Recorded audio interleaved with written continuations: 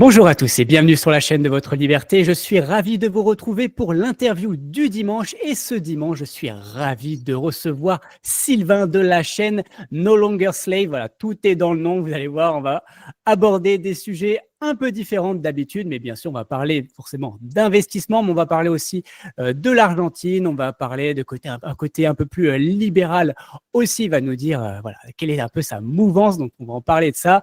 Et on va parler aussi des MNBC, parce qu'il a fait une vidéo il n'y a pas si longtemps sur les MNBC, donc les monnaies numériques de banque centrale. Donc, on va parler de tout ça. En tout cas, merci beaucoup Sylvain d'avoir accepté mon invitation. Eh ben, écoute, plaisir partagé, Cédric. Ça m'a fait plaisir de recevoir ce mail. Justement, j'étais tombé plusieurs fois grâce à la magie de l'algorithme sur tes vidéos. Je trouvais que c'était du contenu qualitatif. J'ai évidemment pas tout regardé, mais je trouvais qu'il y avait des interviews très intéressantes, évidemment en lien avec Realty également. Et donc, c'était tout naturel pour moi d'accepter ta proposition et qu'on puisse avoir cet échange tous les deux sur ta chaîne. Eh ben, vraiment, merci encore et merci pour ton temps. C'est qu'encore une fois, la notion la plus importante dans la vie, c'est le temps. Voilà, on est tous égaux par rapport au temps. Donc, oui, bah forcément, comme tu l'as dit, on va parler de Realty, hein, parce que je suis aussi investisseur sur Realty. En tout cas, on va en parler un peu plus longuement. Mais déjà, est-ce que tu peux te présenter? Qui es-tu? Quel âge as-tu? Où vis-tu? Qu'est-ce que tu fais pour vivre? Alors, pour faire assez simple, 32 ans et quelques jours, je suis du vignoble nantais. Pas de Nantes, cette ville infernale, mais du vignoble nantais. Je tiens à préciser que je ne suis pas du tout un citadin, mais un bon campagnard comme on aime. Qu'est-ce que j'ai fait globalement? J'ai fait des études de comptabilité-gestion, donc c'est pour ça que j'ai une certaine appétence pour les chiffres. J'ai jamais travaillé dedans, enfin si j'ai dû y travailler 3 mois avant de me rendre compte que c'était pas du tout fait pour moi. Voyager un petit peu, notamment dans ce beau pays qui est l'Irlande et non pas l'Italie. C'est du orange, pas du rouge. Vagabonder un petit peu à droite à gauche et globalement commencer à mettre un pied dans l'entrepreneuriat en 2017 dans l'écosystème crypto-monnaie Bitcoin depuis 2018-2019. On aura largement le temps d'en parler par la suite. Et globalement, j'ai travaillé avec plusieurs médias qui parlent de crypto, de blockchain, d'investissement, etc. Depuis 2019, je pense que j'ai un pied vraiment à l'intérieur de cet écosystème et que j'ai travaillé avec certains des plus gros médias francophones et en parallèle, effectivement, commencé à développer ma propre chaîne YouTube pour certains sujets que ces médias ne voulaient pas forcément traiter. Initialement, c'est pour ça que j'ai commencé cette chaîne YouTube, pour me dire non, ce sujet, il faut absolument que j'en parle, donc je vais en parler sur ma chaîne YouTube et j'ai tellement toutes les idées en tête qu'il faut absolument que ça sorte. Donc c'était ça initialement l'idée de cette chaîne YouTube, qui était initialement plus sur à peu près un fourre-tout. Hein. Il y avait du voyage, il y avait du bon plan, il y avait ce genre de choses.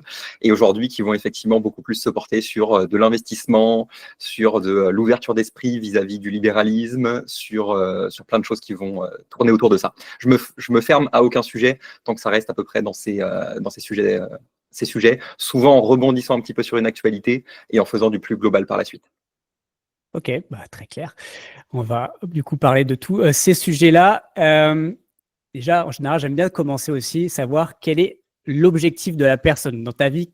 Pourquoi déjà tu investis? Pourquoi tu fais tout ça? Et donc, quel est ton objectif SMART? Donc, je rappelle, SMART, spécifique, mesurable, atteignable, réaliste et timé dans le temps. Alors, évidemment, lorsque j'ai commencé l'entrepreneuriat, on m'a parlé de ces fameuses thèses, de ces plans, de toutes ces choses-là. Moi, je vais être très simple. Ce qui me drive au quotidien, c'est la liberté. C'est le fait de pouvoir choisir. Et aujourd'hui, j'allais dire 2024-2025, 3 janvier que nous tournons, ce qui me drive vraiment le plus au quotidien, c'est 2 choses, c'est la liberté et la vérité. Mais dans un premier temps, la liberté. Et aujourd'hui, force est de constater que ce qui nous rend libres au quotidien, c'est le fait d'avoir de l'argent. On a beau dire, c'est pas ça qui fait le bonheur. Pour avoir connu les deux côtés, hein, je viens d'une famille vraiment très, je vais pas dire pauvre, mais du haut de la classe basse ou du bas de la classe moyenne. Je sais ce que ça fait de ne pas partir en vacances. Je sais ce que ça fait de passer devant des magasins, à se dire cette chose-là, je ne peux pas me permettre de l'acheter. Aujourd'hui, je suis pas millionnaire, très loin de là encore, mais disons que je vais dans la bonne direction. Et effectivement, savoir que le financier n'est plus un problème à mon échelle, c'est sûr que ça me change totalement la vie. J'ai beaucoup de choses qui me tiennent à cœur, que ça peut être dans le caritatif, ça peut être dans les associations, ça peut être dans des choses que j'ai envie d'accomplir et qui coûtent de l'argent. Aujourd'hui, ce pourquoi je me lève le matin, c'est le fait de m'ouvrir toutes ces portes et de me dire dans 6 mois, 3 ans, 5 ans, 10 ans, 50 ans, peu importe, je veux pouvoir faire ce que j'ai décidé de faire. C'est pour ça que ça fait 7 ans, 8 ans maintenant que je ne suis plus salarié. J'ai envie de décider ce que je fais effectivement de mon temps. J'ai envie de décider comment j'utilise mon argent. J'ai envie de décider où je me réveille. J'ai envie de décider qui est-ce que je peux me permettre de côtoyer. Hein. Donc, autant dire que dans la comptabilité, tu travailles avec Monique et Jean-Pierre et que c'est pas forcément très fun au quotidien. Donc, je pense que toutes ces expériences salariées et je pense avoir bossé dans au moins 16 ou 17 entreprises différentes avant de quitter ce monde-là pour commencer à entreprendre et voler de mes propres ailes. Je pense que toutes ces expériences m'ont dégoûté du salariat et m'ont poussé vers l'entrepreneuriat et la liberté de manière générale. Ok, très clair. Bon, la liberté, hein, encore une fois, c'est le thème aussi de cette chaîne. Hein, ce nom de cette chaîne n'est pas pour rien, hein, libre comme l'air. Encore une fois, c'est ce qu'on vise. Alors, pas tous, encore une fois, loin de là. Clairement, il y en a beaucoup qui disent vouloir aller vers la liberté, mais c'est pas. Bon, chacun a sa notion de la liberté également, mais je pense en tout cas, que tous les deux, on se rapproche à peu près. On a à peu près la même notion de liberté. Ok, très clair. Donc, on va commencer par la partie investissement et après, on ira en détail sur des sujets dont on a parlé. Déjà, quand tu as commencé à investir, vers quel âge et quel a été vraiment le déclencheur? Alors, si je dois prendre la chronologie, je dirais que j'ai toujours voulu investir. Initialement, hein, tu sais, c'est cette tradition qui nous vient de nos arrière-grands-parents, grands-parents, parents investis dans la pierre. Et force est de constater que lorsque j'avais 20 ans et 0 € de côté et un salaire de 1400, 1500 balles, évidemment que je ne pouvais absolument pas investir. Donc, par différentes expériences, le fait de partir à l'étranger, le fait de côtoyer de plus en plus de personnes qui investissent, des entrepreneurs, ce genre de personnes, j'ai commencé à m'y intéresser, mais vraiment sur l'aspect théorique. Pas du tout sur l'aspect pratique, parce que malheureusement, il y a beaucoup de choses où on peut commencer à investir qu'à partir de milliers d'euros, dizaines de milliers d'euros, centaines de milliers d'euros, ce qui n'était pas du tout ma situation possible à l'époque. Et effectivement, arrive 2000. Je pense que c'est début 2017 où je commence à entendre parler des crypto-monnaies, et donc notamment à l'époque, il y avait quasiment que lui, le Bitcoin, et où on me dit, tiens, tu peux commencer à investir à partir de 5 $, à partir de 10 $, et commencer à profiter de la potentielle plus-value de cet actif. Et je me dis, alors initialement, j'en entends parler notamment via des marketing de réseaux d'investissement, ce genre de choses, et je me dis, oulala, scam, plus ils essaient de me vendre quelque chose du Bitcoin dont je suis absolument pas formé et j'avais absolument aucun bagage pour comprendre ce en quoi ça consistait. Je me suis dit arnaque plus arnaque, je ferme les yeux, je passe à autre chose, je fais comme si je n'avais rien vu. Sauf qu'on m'en reparle en l'été 2017, on m'en reparle fin 2017, et pour cette fois, c'est un ami à moi qui avait fait les mêmes études de comptabilité que moi, donc il avait une certaine appétence pour les chiffres, et qui s'était beaucoup intéressé à la monnaie notamment. Et il m'explique en quoi Bitcoin est différent, en quoi Bitcoin peut être intéressant. Et à cette époque-là, je suis encore relativement fermé aux crypto-monnaies et au Bitcoin. Je n'y comprends toujours rien. Mais j'ouvre un compte sur Kraken et j'envoie 100 €.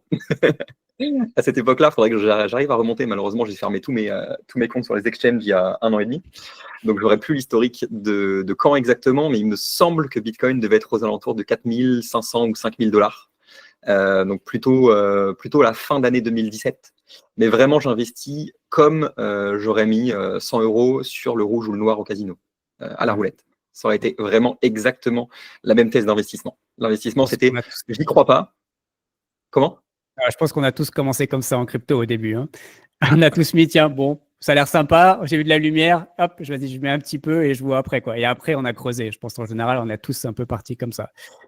C'est exactement ça. Et moi, j'avais une certaine appétence au gambling à l'époque. Malheureusement, je suis tombé très rapidement dans casino, paris sportifs, poker en ligne, etc., etc. Donc, je retrouvais dans l'euphorie générale et dans le fait de dire ça peut faire x2 la semaine prochaine, quelque chose qui ressemblait à ça.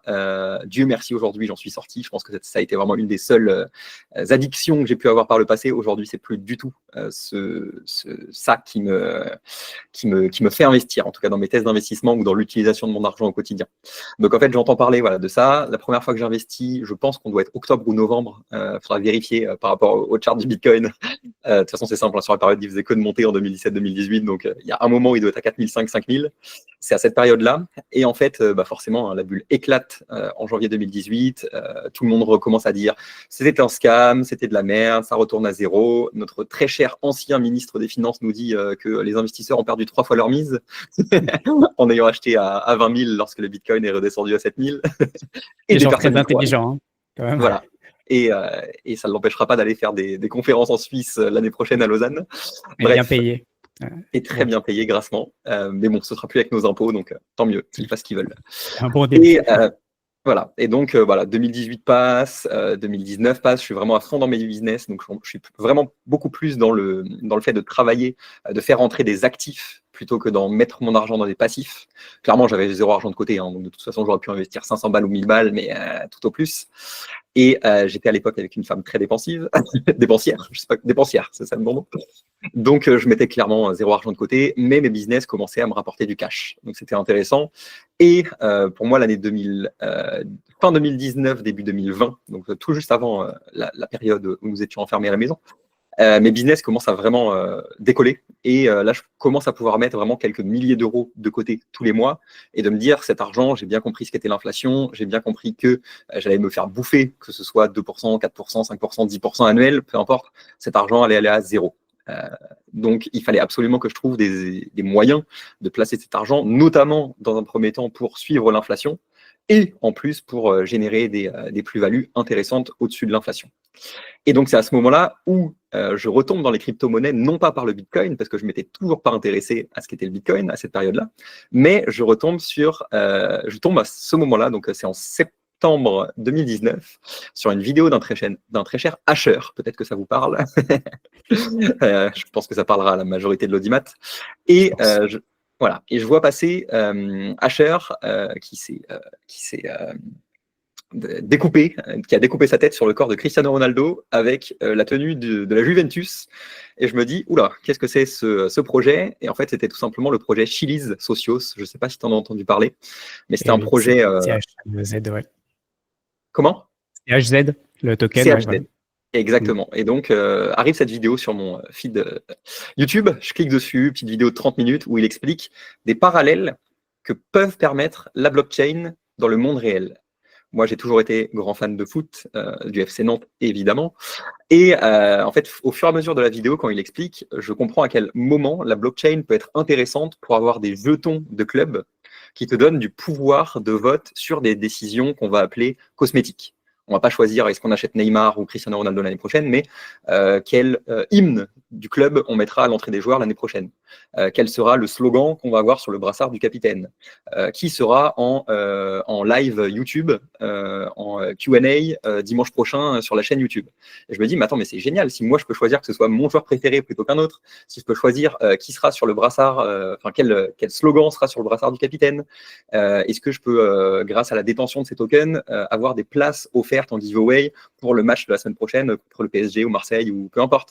Est-ce que je peux avoir un maillot dédicacé de la part d'un joueur, ce genre de choses. Et je me dis, on peut enfin trouver une utilité dans le monde réel, aussi futile qu'elle soit, parce que voter pour un club de foot, on est d'accord que c'est pas fou, mais n'empêche que ça a une importance qui est bien plus qu'un sondage sur la page Facebook du club où il y a des millions de bots, où il y a des personnes pas intéressées qui vont voter et qui vont avoir le même pouvoir de décision que moi, qui suis intéressé et qui suis prêt à m'engager financièrement à acheter des tokens du club pour voter pour cette décision. C'est ce moment que je comprends. Tu parlais pas de la démocratie, là? Vas-y, on en parlera après. Ouais, on reviendra sur ce sujet. Mais là, pour une boîte privée, qui, encore une fois, a une importance qui est vraiment minime, que ce soit tel joueur ou tel joueur en live dimanche après-midi sur la chaîne YouTube du club, bon, ça n'a pas d'importance, mais, oui, mais pour un fan, pour un fan de l'équipe, ça peut avoir de la valeur. Donc, exactement. Et on revient justement à ce qui a de la valeur et ce qu'on est prêt à monétiser. Moi, un token du club, ça valait 2 €. À l'époque, c'était même pas mon club, c'était la Juventus. J'en ai rien à foutre de la Juventus. Mais de me dire, OK, on peut instaurer une sorte de parallèle entre le monde dématérialisé et la vie de tous les jours, où effectivement, la musique qu'il y aura au stade a été choisie par ses supporters. Non pas par Régis de la Compta ou du service marketing ou de je ne sais quoi, mais par le peuple qui a décidé. Et ça, c'est vrai que effectivement, c'est quelque chose qui m'intéressait. Et pour l'anecdote, évidemment, j'étais pas du tout formé sur l'investissement, donc le côté spéculatif m'intéressait, mais je savais pas du tout quoi faire. Donc je mets, il me semble, 200 balles à l'époque sur le token qui valait un demi-centime de dollar, donc 0,006. Et je vends absolument tout à x4 parce que je me dis que c'est absolument incroyable. Le token monte à, je crois, 80 ou 90 centimes. Donc je loupe un x200 à l'époque, chose qui est évidemment, bon, sur cette somme-là, ça ne me changeait pas la vie non plus. Mais je comprends qu'il y a des choses à faire relativement intéressantes dans la crypto à ce moment-là. Ouais. Bon, avec des si, hein, parfois, c'est sûr qu'on peut se dire, si j'avais acheté ce token dès le début, le Bitcoin en 2009 et autres, bon, à chaque fois, je pense aussi que si on l'avait vraiment acheté à ce prix-là, on l'aurait fait comme toi, comme tu as fait finalement à x4, on se dit, bah, voilà, c'est une bonne chose, on le vend, ce qui est aussi, c'est normal, quoi. Au bout d'un moment, c'est humain et c'est très important de prendre parfois ses profits. Parce que tu serais monté à 90 centimes et tu serais retombé à 0,00 et tu n'aurais rien gagné finalement. Tu serais encore plus dégoûté. Donc, je pense finalement, tu as sans doute bien fait. OK, bon, ce que je comprends, moi en tout cas, c'est que pour l'instant, c'est que tu as investi principalement que dans la crypto. Beaucoup. On va dire que je me suis diversifié un petit peu à l'époque, beaucoup plus depuis 2 ans, avec un petit peu de bourse exclusivement américaine, vu que je ne crois absolument pas en l'Europe et en particulier en la France, même s'il y a des sociétés du CAC 40 qui font beaucoup de leur chiffre d'affaires à l'étranger, encore pour le moment, tant qu'elles ne sont pas encore parties se faire coter au New York Stock Exchange. Mais effectivement, beaucoup de... voilà.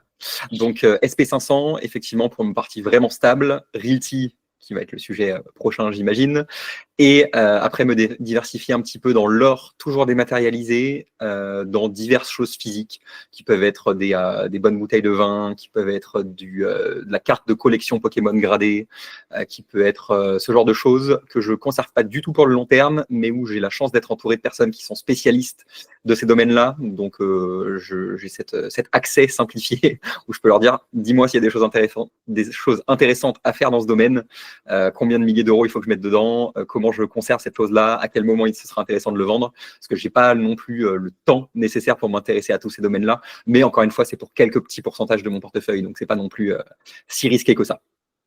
OK, très clair. Et bah, du coup, on va rentrer dans le détail. Et comme tu l'as dit, on va commencer par Realty. Alors, encore une fois, beaucoup de personnes qui me suivent, du coup, me suivent aussi par rapport à Realty. Donc, depuis quand es-tu investisseur sur Realty? Alors, Realty, j'en entends parler été 2020. Il me semble par Cryptomatrix. Je pense que ça faisait quelques semaines, quelques mois qu'on commençait à en entendre parler en francophone, tout au plus.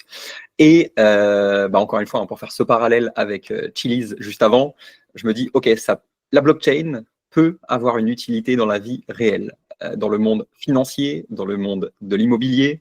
Et en fait, c'est juste du bon sens. Plutôt que de payer je ne sais combien d'intermédiaires, je ne sais combien de secrétaires, je ne sais combien de frais d'échange de dollars, d'euros, tout ce que vous voulez, la blockchain a un intérêt certain.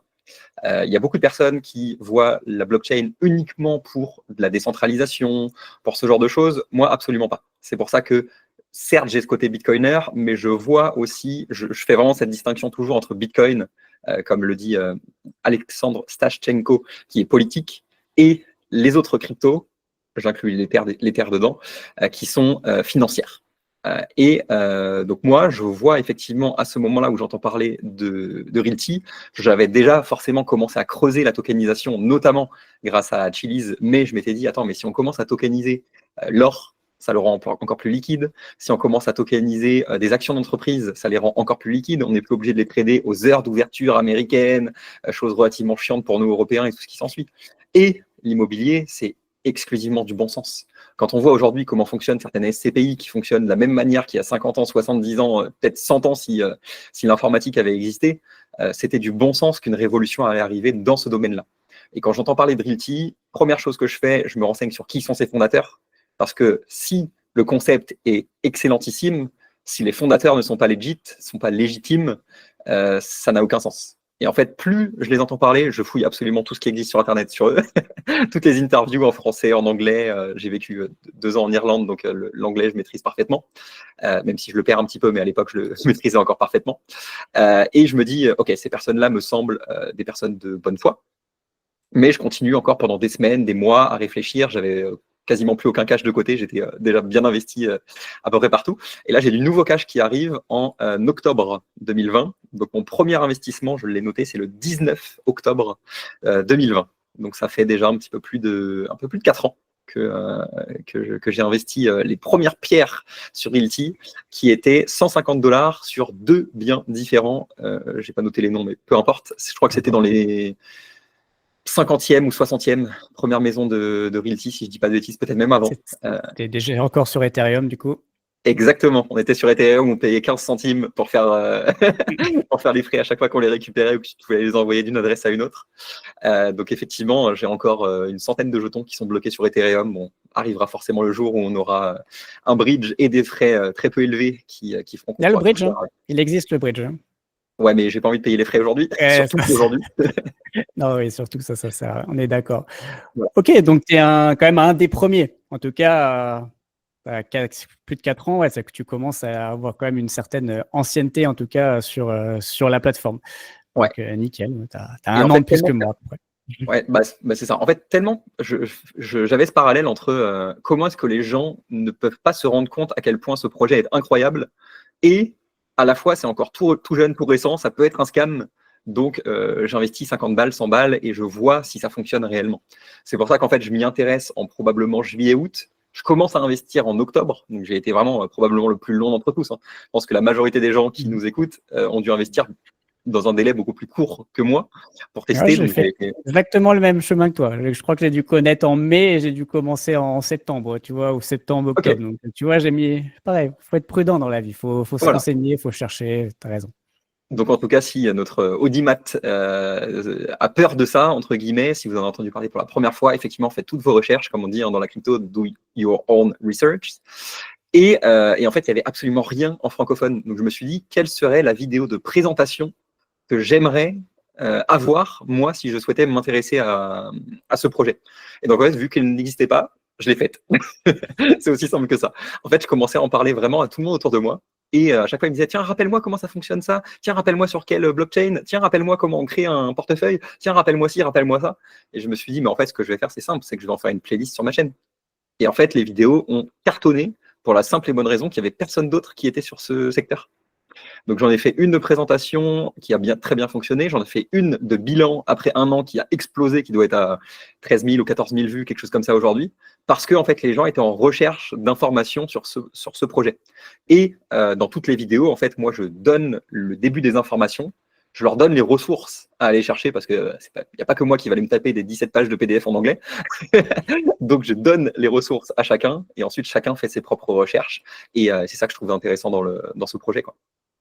Ok, très clair. Bah, parfait. Et puis, tu as bien raison. En effet, à chacun de faire aussi ses propres recherches, comme je dis à chaque fin de mes vidéos. Ça, c'est important. On ne va pas vous mâcher non plus tout votre travail. Encore une fois, c'est votre argent. C'est vous qui allez mettre aussi après votre argent. Donc, bah, c'est normal aussi que vous fassiez vos propres recherches et vous preniez vos propres choix. C'est ça aussi la liberté. On va revenir. Ok. Donc, au début, tu as fait tes propres recherches. Est-ce que tu as eu quand même, bon, même si tu commençais à avoir une certaine connaissance aussi de la crypto, mais est-ce que tu avais quand même quelques freins, scepticisme au début sur le fonctionnement de Realty? Vraiment, je parle vraiment sur la marque achetée, tout le fait de devoir, soit je ne sais pas si tu payais en carte bleue ou si tu payais en crypto, mais voilà, il fallait importer de l'argent. Voilà, au début, c'était pas forcément simple pour en tout cas quelqu'un qui ne se connaît pas du tout en crypto. Alors, oui, effectivement, moi, au début, je payais en carte bleue. J'étais même en petit filou parce que j'avais une carte bleue à cashback. Donc, je récupérais du cashback. Voilà, je récupérais du cashback sur les achats de tokens, qui était du coup intéressant. Et ça compensait les quelques frais qu'on avait à payer en carte bleue. Très vite, effectivement, j'ai commencé à trouver d'autres solutions via mon pèlerin notamment, où je faisais des virements directs. Je récupérais tout sur la blockchain Gnosis, qui avait un autre nom auparavant. On ne va pas vous perdre avec les détails techniques. mais effectivement, je suis passé assez rapidement sur du virement bancaire pour récupérer soit des USDC, soit des XDAI sur Gnosis pour pouvoir payer. Dans un premier temps sur MetaMask, puis en passant sur Rabi, qui est beaucoup plus simple et que je recommande à absolument tout le monde maintenant pour gérer les différentes blockchains EVM compatibles. Donc, j'ai eu forcément, j'ai eu plein de questionnements. Je connais absolument pas le marché américain, je suis un novice en immobilier, je suis un novice en investissement de manière générale. Donc en fait, ma stratégie a été très simple, c'est je mets entre 100 et 200 dollars par mois et je prends un token de chaque maison. Aujourd'hui, je dois être à plus de 300 maisons parce que j'ai un token de chacune des maisons qui sortent. Alors, pas à chaque fois, parce que des fois, il y a des mois où il y a 8, 10, 15 maisons, mais j'ai dû prendre depuis cette date-là environ un token par semaine ou 4 tokens par mois sur la plateforme, uniquement sur le marché primaire, pardon, donc directement sur le site de Realty. J'ai utilisé évidemment pour faire des tutos sur ma chaîne le YAM, le You&Me, juste pour voir comment ça fonctionnait, pour revendre un token, pour me dire au moins je l'ai fait une fois. Mais moi, je suis vraiment sur une stratégie très long terme où je fais un petit peu la fameuse histoire de la cigale et la fourmi, où je mets ça. À la fin de l'année, on ne se rend pas compte, mais ça représente ça. Et sur 4 ans, ça fait déjà ça. Et pour ma retraite, qui ne sera évidemment pas assurée par l'État, je compte sur Realty et sur mes autres investissements qui sont en place. Bon. Donc j'avais peur de qui? J'avais peur que ce soit un scam, mais bon, je pense que déjà quand ils sont pas faceless, ils s'affichent, ils se montrent, ils sont en train de faire des deals avec des milliardaires comme Tim Draper qui est arrivé l'année dernière ou il y a 2 ans. SBF voilà. Aussi, hein. C'est pas faux. Mais aujourd'hui, c'est ce que j'aime avec Realty, c'est qu'ils auraient encore plus intérêt à faire fructifier le business qu'à se barrer avec la caisse. Moi, j'aime investir sur ce genre de business en me disant ils ont intérêt à rester et à continuer d'imprimer du cash plutôt qu'à se barrer aujourd'hui avec la caisse. Et en plus, quand tu es sur une juridiction type américaine, on va dire que le jour où l'IRS ou le FBI ou la CIA ou je ne sais qui vient te mettre la main dessus, il n'y a pas de cadeau. Donc c'est pour ça que moi, effectivement, il y a des projets où je prône la décentralisation, mais Realty, je le vois sur de la crypto, mais plus sur de l'aspect blockchain et quasiment un investissement plus immobilier que crypto. À mi-chemin entre les deux, en fait, tout simplement. Ouais, je suis d'accord avec toi. Enfin, pour moi, je le considère même pas dans la partie crypto. Pour moi, Realty, c'est du pur immobilier où je le mets. Tout à l'heure, tu as parlé des SCPI, même si c'est un peu différent le fonctionnement, mais pour moi, c'est limite dans la même part, quoi. Enfin, on est vraiment au même niveau. Ok, donc ta stratégie aujourd'hui, c'est un peu du DCA, donc mettre une somme par mois et tu achètes du coup à peu près un token par semaine. Et comment d'ailleurs, quand tu as 4-5 propriétés la même semaine, comment tu choisis ta propriété? Alors ça, c'est une question que j'ai adorée dans ta trame que tu m'as envoyée. C'est que effectivement, mes premiers tokens, j'allais sur Google Maps, j'allais sur tous les sites de vente d'immobilier américains, voir si au niveau de la rue, ça correspondait en termes de prix au mètre carré, etc., etc. Enfin, square foot pour les Américains, ce genre de choses. Je vais dire que j'ai dû le faire pour les 15 ou 20 premières maisons. Et que les 280 qui suivent, j'achète parce que c'est Realty et parce que je fais confiance à Realty qui m'a montré, qui m'a prouvé par des faits que je pouvais leur faire confiance quasiment les yeux fermés. S'il y a 6, 7, 8 maisons, honnêtement, premier critère, évidemment, la rentabilité de la maison. Et après, des fois, il y a des maisons qui me plaisent bien à droite à gauche, où j'aime bien avoir, c'est mon côté un petit peu gambler du Monopoly, avoir les maisons de la même rue. J'aime bien ça, me dire j'ai 4, 5, 6, 7 maisons dans la même rue, souvent à Détroit, parce que c'est souvent là-bas qu'il y a toutes les maisons qui sont là-bas. Et après, en priorité, effectivement, diversifier, encore une fois. Donc, quand on a autre chose que Détroit, je le prends systématiquement.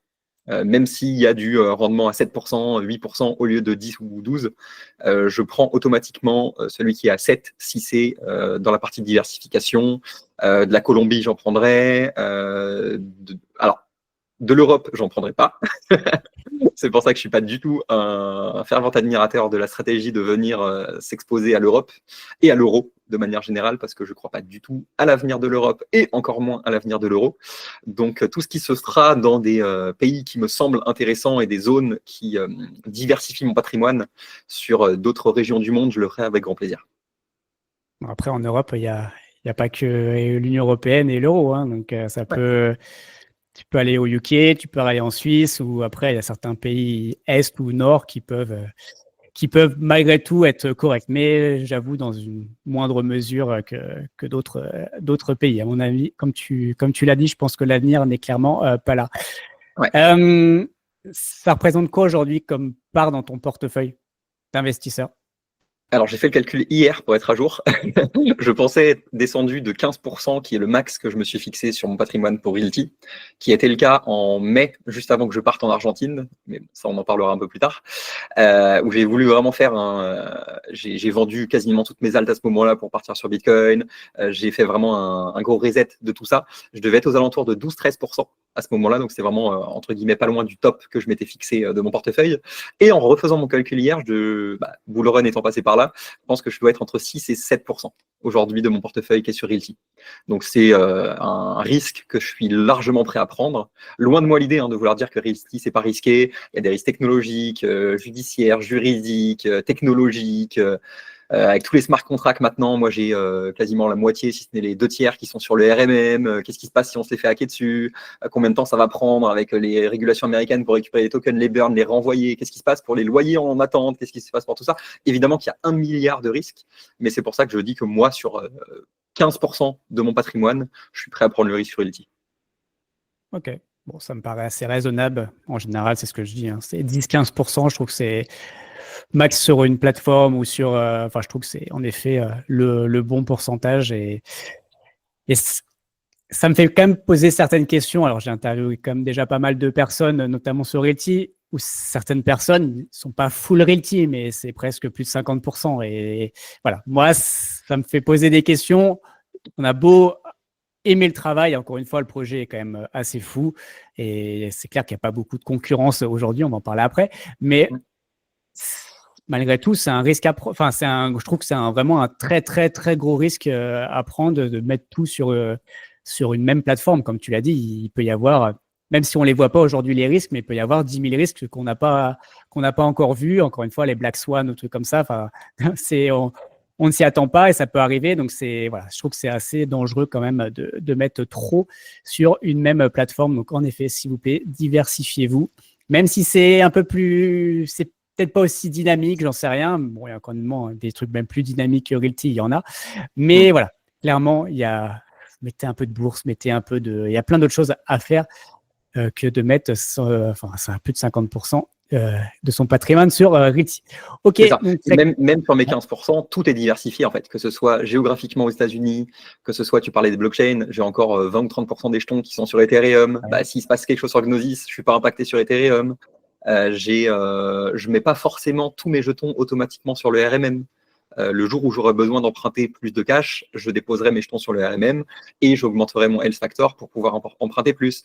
Je pense que c'est ultra important, ne serait-ce que moi pour 15% aujourd'hui, et 15% ça peut représenter quelques milliers d'euros ou quelques millions d'euros selon la personne qui nous écoute, mais de diversifier les risques absolument sur tout ça. Je pense qu'aujourd'hui, je ne peux pas être plus diversifié que je le suis sur Realty. 300 maisons différentes, je crois qu'il y a entre 20 et 25% qui n'est pas sur Détroit.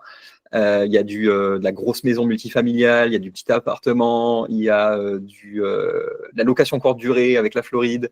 Il y a, voilà, moi quand j'en parle avec des personnes qui sont dans l'immobilier physique réel en France et que je leur dis à quel point je suis diversifié sur mon investissement immobilier, ils disent mais c'est hallucinant à quel point tu es dérisqué par rapport à nous qui faisons que du appartement single dans le centre-ville de Nantes, de tel quartier, de machin. En fait, si ce truc-là prend moins 30% de l'année, lui, il se fait défoncer, tu vois. Moi, aujourd'hui, je pense qu'ils ont dû souffrir là, parce que la baisse à Nantes a été sympa, bon, comme toutes les grandes villes en France. Hein. Mais bon, je pense qu'en effet, tes amis ont dû un peu souffrir sur cette partie-là. Mais oui, non, clairement, enfin, en effet. Après, on est français hein, aussi, on est un peu râleurs. Mais voilà, on aimerait toujours avoir un peu plus de diversification sur peut-être du commercial, peut-être en effet d'autres pays ou autres États américains. Donc ça, bon, en tout cas, ça va arriver. Et justement, très bonne transition. C'est comment toi, tu vois l'évolution de Realty? Alors, moi, je fais partie comment dire, de ceux qui aimeraient que Realty reste sur son expertise, sur trouver comment avoir des personnes de confiance dans d'autres États américains pour pouvoir déléguer et ramener du volume sur de l'Alabama, de la Géorgie, de la Floride. Moi, j'aime beaucoup cet État américain. J'y suis allé 3 fois et je pense qu'il y a un potentiel qui est encore absolument énorme dessus. Effectivement, il y a de la Colombie, du Costa Rica qui pourrait être intéressant par la suite, ce genre de région. J'aimerais effectivement que Realty reste sur son cercle de connaissances et continue d'augmenter sa part de marché et continue d'innover technologiquement sans trop se perdre non plus sur de la DAO décentralisée, du NFT token qui te permet du citizen de je sais pas quoi. Je vais être honnête, même moi j'ai arrêté de regarder tous les passages sur les community calls où ça parlait de ça. Ça ne m'intéresse absolument pas. Je comprends l'intérêt du REC token, de nous rendre les frais qui sont pris la première année, du fait de pouvoir voter éventuellement pour tiens, telle maison, tiens, telle chose ou quoi que ce soit. Mais je pense qu'il y a des trucs qui sont relativement trop poussés et qui sont un petit peu inutiles, voire futiles sur certains points. Donc ma vision des choses serait que Realty continue de faire ça, continue les nouveaux États américains, pourquoi pas des autres pays, surtout en Amérique du Sud, qui me semblent relativement intéressants et qui peuvent avoir des multiples assez fabuleux. Donc, ce que j'aimerais, c'est ça. Après, je vois aucun concurrent arriver à prendre des grosses parts de marché à Realty, sincèrement. Ça arrivera forcément hein, dans la dilution, dans des personnes qui vont aussi profiter de l'avancée technologique, de l'avancée juridique qu'a eu Realty. Parce que forcément, Realty investit des millions et des millions sur trouver comment réussir à réguler ça aux États-Unis, comment réussir technologiquement à avoir les tokens sur cette blockchain, que ce soit OK légalement, etc., etc. Donc, il y a des concurrents qui vont arriver et qui seront tout aussi bons, peut-être même meilleurs. Mais je pense que Realty est tellement pionnier et tellement le premier à avoir osé franchir ce pas qui restera numéro 1 pour les 5 ou 10 ans à venir. Ok, c'est clair. Ouais, je fais partie de ta team. Hein. Moi, je suis pas pour trop se diversifier. Enfin, encore une fois, on parlait de diversification, mais c'est aussi diversification plateforme. Peut-être qu'il y en a qui sont meilleurs sur du commercial. Bon, qu'ils fassent sur leur plateforme et que ça fasse du commercial. Voilà, aller sur autre chose. Voilà, Realty, bon, ils ont l'habitude, c'est maison, 3 chambres, une salle de bain en général. Voilà, des maisons assez classiques, la maison familiale, un peu d'immeubles et voilà, ce genre de choses. Et après, et j'avoue, au début, ça m'a fait chier un peu. On trouve qu'ils n'allaient pas assez vite. Mais là, ce qu'ils sont en train de faire sur la Colombie, finalement, je trouve ça assez intéressant dans le fait de prendre quelqu'un, de le former, quelqu'un qui est franco-colombien, donc qui connaît quand même malgré tout le pays. Et voilà, il commence à le former et à vraiment avoir la philosophie Realty. Et au moins, c'est quelqu'un en interne et voilà, qui aura du coup les intérêts aussi forcément des investisseurs Realty et de la société. Donc voilà, ça, je trouve que c'est plutôt pas mal. Après, voilà, moi, j'ai toujours dit, ça me fait quand même poser quelques questions parfois. On va revenir après sur quelques risques, mais le fait qu'ils n'arrivent pas à nouer de partenariat, c'est quelque chose qui me fait vraiment poser quand même des questions. Pourquoi est-ce qu'ils sont trop gourmands? Est-ce qu'ils sont trop exigeants? Ça peut être aussi dans ce sens-là. Est-ce que voilà, c'est assez, je trouve que c'est quand même un peu problématique même pour eux pour avancer, pour aller plus loin. Voilà, tu as parlé d'aller dans de nouveaux États, peut-être qu'ils connaissent pas forcément. En même temps, ils sont pas experts de tous les États américains. Enfin, les États-Unis, c'est assez particulier. Hein. Chaque État est comme un pays pour nous en Union européenne.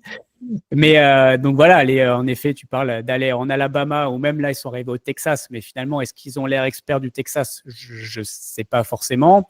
Est-ce que voilà, il y a à mon avis, il y a encore beaucoup de travail à faire aux États-Unis.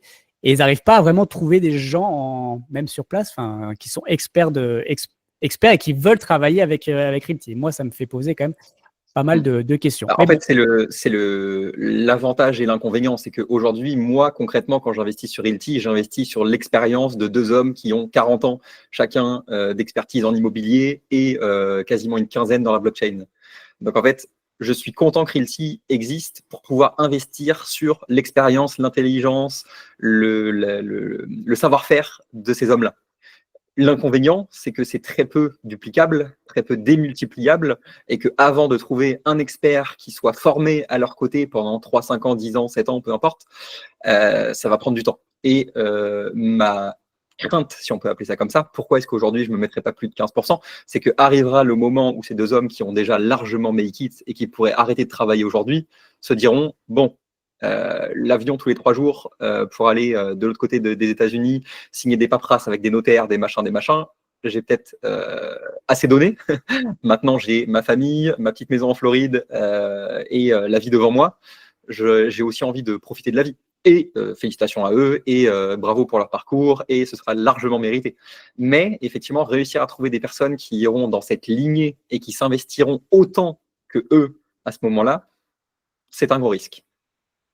Et puis, comme tu l'as dit, hein, je le dis moi-même souvent, c'est que Realty, pour moi, comme tu viens de dire, Realty, c'est les frères Jacobson. En fait, aujourd'hui, c'est très personnifié. C'est s'ils sont pas là, j'ai l'impression que Realty s'arrête. Donc, il y a en effet ce risque qu'ils veulent en effet arrêter, qu'ils veulent vendre, qu'ils veulent qu'ils meurent. Je leur souhaite pas. Mais en tout cas, c'est des possibilités. Et donc, c'est un risque. Et c'est un risque, en tout cas, à prendre en compte. Voilà. Donc, ouais. Alors, évidemment que leur team est à féliciter aussi. Hein. Je pense que Michael, qui est là depuis le début sur l'aspect technologique, c'est absolument fabuleux. Je te donne un petit comment on appelle ça, une petite information complémentaire. Robin, qui a quitté l'entreprise depuis quelques mois maintenant, c'est un ami dans la vie de tous les jours.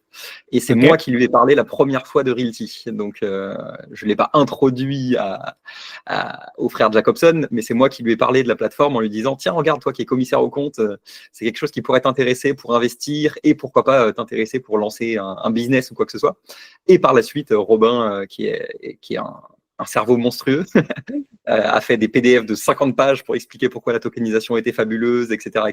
Et c'est Rémi qui est tombé sur son LinkedIn, qui l'a appelé et qui a fait qu'ils ont bossé ensemble pendant 3 ans, il me semble, quelque chose comme ça. Bon, donc, bonjour. Ouais, et ben, je lui enverrai cette vidéo. Il manque un peu à la communauté. En tout cas, on en parle souvent. Non, mais je sais qu'il y a d'autres très bonnes personnes dans la team qui sont très bien entourées, mais moi je crois qu'il faut un leader, ou 2 en l'occurrence, si c'est des frères qui ont les parts comme il faut ou quoi que ce soit, mais qu'il faut qu'il y ait un leader avec sa propre vision et qu'il pousse le projet à fond et qu'il s'y donne corps et âme. Et le jour où un des 2 frères ne sera plus là, je pense que ce sera encore jouable. Par contre, le jour où les 2 auront décidé de prendre leur bonne retraite bien méritée et de profiter du fruit de leur travail des 40 dernières années, il faudra quelqu'un qui prenne le relais. Et ça, le moment venu, que va-t-il se passer? C'est une très bonne question. On verra. Alors, on n'a pas de boule de cristal, donc on verra à ce moment-là. Ok, clair, en tout cas, très clair sur Realty. Est-ce qu'il y a d'autres projets d'immobilier tokenisé ou fractionné, mais fractionné, j'ai bien sorti que c'était pas trop ton dada. Est-ce qu'il y a d'autres projets comme ça sur lesquels soit tu investis, soit qui te tentent? Alors moi j'aime bien le nom fractionné, d'ailleurs je crois que c'est le terme que j'ai utilisé dans le titre de ma première vidéo, donc pour te dire, je pense que pour le commun des mortels, tokenisé ça veut absolument rien dire, fractionné je pense que ça leur parle un petit peu plus, donc pas de souci. J'avais testé 2 ou 3 autres plateformes, notamment Brix.co, notamment forcément j'ai le trou à ce moment-là, notamment une autre qui commençait à prendre un petit peu d'ampleur, qui je pense n'a pas tellement percé que ça. Et je m'intéressais à voir quels étaient les concurrents, principalement. J'ai dû mettre 100 €, 200 € par-ci par-là sur d'autres plateformes, certaines dont je me suis retiré très facilement, certaines où je pense que mon argent est encore bloqué là-bas depuis 2 ans. Donc ça ne me donne pas envie de continuer d'investir chez eux. Non, je pense qu'en fait, le fait de vouloir voir la concurrence m'a encore plus déterminé et confirmé que Realty était aujourd'hui la meilleure plateforme d'investissement fractionné qui existait. Ok, très clair. Bon, parfait. Donc, on a compris que tu étais quand même pas mal crypto et je crois que comme tu l'as dit, tu as tout vendu, tous tes alts pour mettre que sur Bitcoin. Donc, tu es devenu un pur Bitcoin maximaliste. Je crois que c'est ça. J'aurais du mal à dire que je suis maximaliste. Je connais des vrais maximalistes et le jour où j'en ai côtoyé, je me suis dit « Ah ouais, je suis vraiment très loin de ces personnes-là. » Mais vraiment, vraiment très loin. Il y a toujours des degrés un peu différents. C'est comme le libéral, tu vois. On peut aller du libéral à Macron au libéral, voilà, au certain anarcho, je ne sais plus, c'est toi quel terme. Anarcho-capitaliste, ouais. Exactement, voilà. Encore une fois, il y a des degrés très, très différents. Mais principalement Bitcoin sur la crypto, ça, très clair. En fait, Je vais te dire que c'était un petit peu inconscient et à la fois le timing est très bien tombé. C'est que, étant donné que je partais 33 jours en Argentine, certes, je partais avec le Mac, mais avec les heures décalées, avec l'envie de profiter de l'instant présent sur place et en allant vraiment dans plein de petites communes où il n'y avait même pas le réseau Internet et tout ce qui s'ensuit. Donc, je voulais ne pas être sur les écrans pendant 33 jours. Donc, je me suis dit, je passe absolument tout en Bitcoin. Je devais être à 20% Bitcoin Ethereum et je suis passé à 80% Bitcoin Ethereum avec quelques autres projets que je voulais pas vendre parce que c'était pas sur le point d'exploser. Mais globalement, ouais, en fait, j'ai pris cette décision sans vraiment le décider sur une thèse d'investissement. Mais au final, quand on voit toute la fin d'année sur Bitcoin et sur les alts, ça a été très productif de le faire de cette manière-là. Donc, j'en suis très content. Et en fait, moi, j'ai arrêté de bosser avec le média avec lequel je bossais, qui était dans la crypto en septembre ou octobre, je sais plus, quelque chose comme ça. Et j'étais vraiment, du coup, dans le cœur de l'actualité de la crypto, des nouvelles narratives, de toutes ces choses-là. Et en fait, via la communauté et via tout ce que je pouvais chercher moi-même sur Twitter notamment, je tombais sur des centaines, voire, non, j'ai pas envie de dire des milliers, mais des centaines de projets tous les jours. Et j'étais du coup au cœur de ça, je dépouillais des white papers, je regardais des communautés, je regardais des threads qui parlaient de ci ou de ça. Et en fait, le fait que je ne sois plus impliqué de l'intérieur dans la crypto, fait que j'ai pris vraiment une dose de recul et de me dire, OK, dans quoi est-ce que j'ai réellement envie d'investir dans la crypto? Il y a des narratives que j'ai envie de suivre, il y en a d'autres que je trouve totalement débiles et j'ai pas du tout envie de m'impliquer là-dedans, ce genre de choses. Et du coup, en fait, étant donné que Bitcoin a quand même bien pumpé depuis mai de l'année dernière, je suis resté en fait sur beaucoup de Bitcoin et beaucoup d'Ethereum encore aujourd'hui. Aujourd'hui, je pense que les deux réunis, je dois être encore à 80. Encore une fois, si on ne prend pas en compte Realty, je pense que je suis à 80-85% Bitcoin Ethereum aujourd'hui. Parce que aussi, il y a des cryptos qui sont à la zéro et que Bitcoin et Ethereum ont super formé le marché sur ces 6-7 derniers mois, quoi. Surtout Bitcoin. Mais bon, Ouais. Ethereum, ça va arriver, ça va. On croise les doigts. Ethereum, on attend, mais effectivement, Bitcoin, l'un dans l'autre.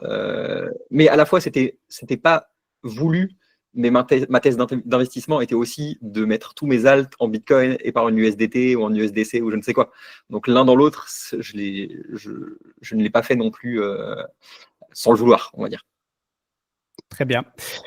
Est-ce que tu es investi quand même sur d'autres classes d'actifs comme la bourse, l'immobilier physique ou autre chose, des plateformes plus classiques type crowdlending, crowdfunding ou autre? Dis-nous tout. Ouais.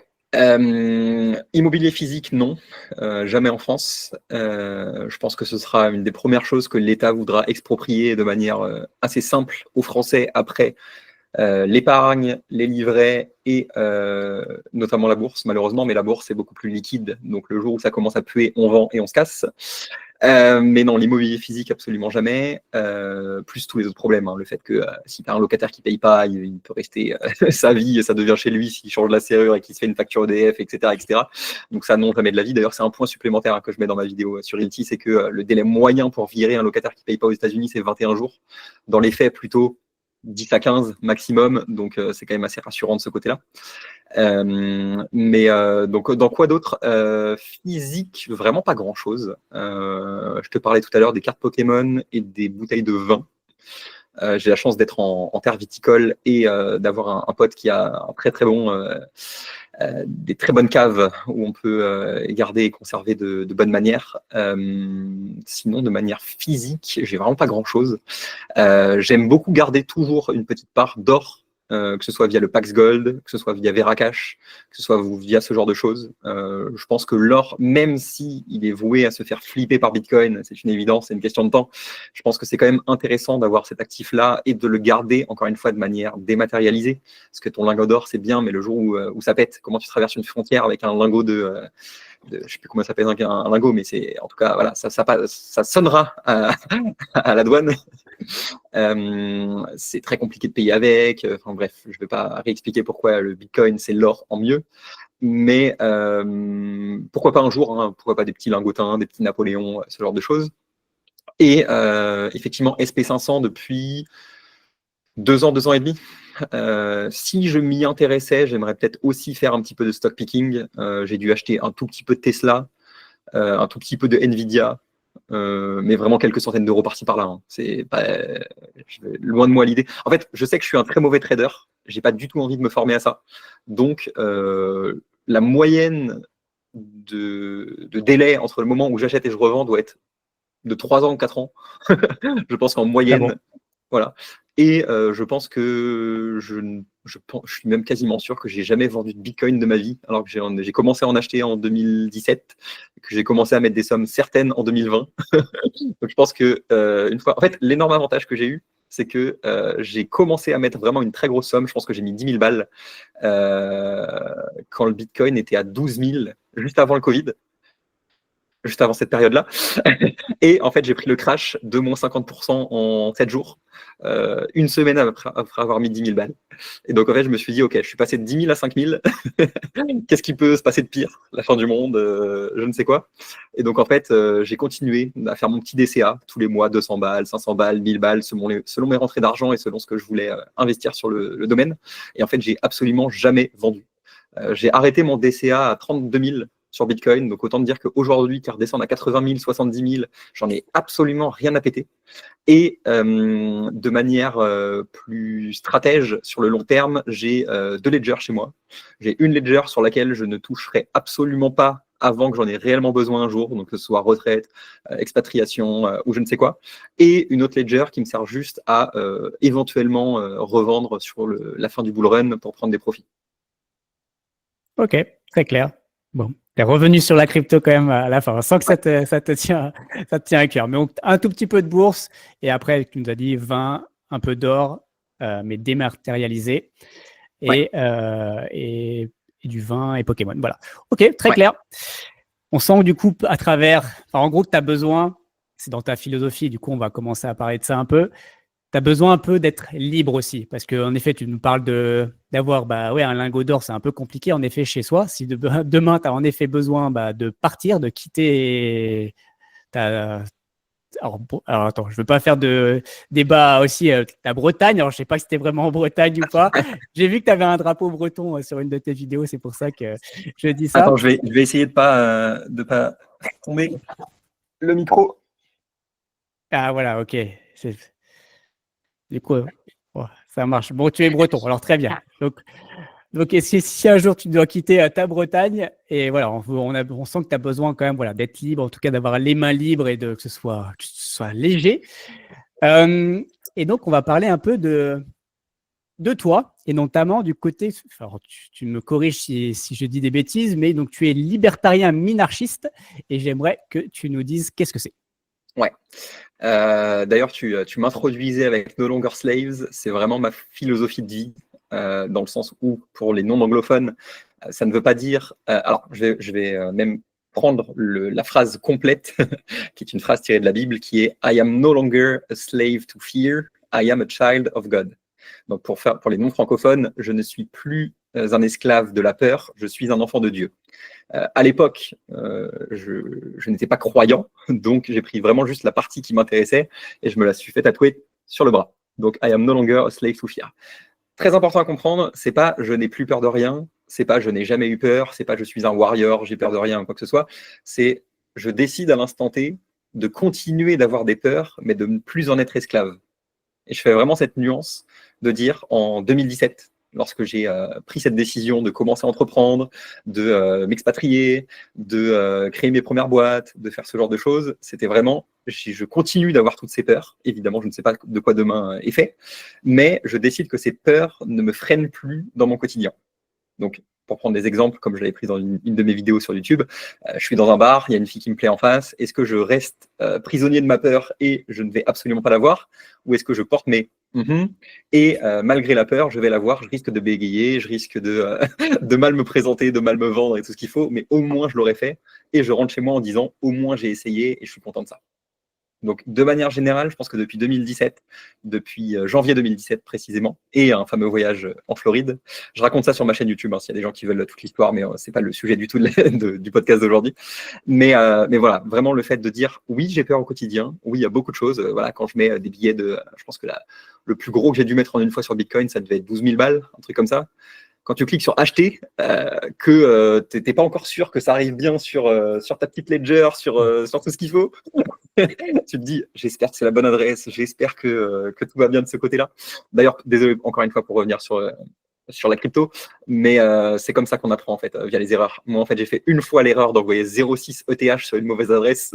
Autant vous dire qu'aujourd'hui, ça ne m'arrivera plus jamais de la vie, et que dans 20 ans, quand on verra ETH à 20 000, 50 000 ou je ne sais quoi, je dirais, ah ouais, j'ai envoyé ça sur une adresse qui est morte. Mais à la fois, j'ai fait ma partie des coins qui sont perdus à tout jamais. Donc, c'est bien que j'ai diminué à ma proportion la circulating supply d'Ethereum. Merci à toi. Voilà. Donc, tu parlais effectivement du côté plus libertarien. Hein, vraiment, moi, ce que j'aime classer dans le libéralisme, encore une fois, ça veut absolument tout dire et rien dire. Ça me fait littéralement saigner des oreilles quand j'entends dire que Macron, avec 45,8% de prélèvements sociaux obligatoires, c'est de l'ultralibéralisme. Alors déjà, on est à l'antipode du libéralisme. Alors l'ultralibéralisme, il faudra qu'on m'explique comment, pourquoi.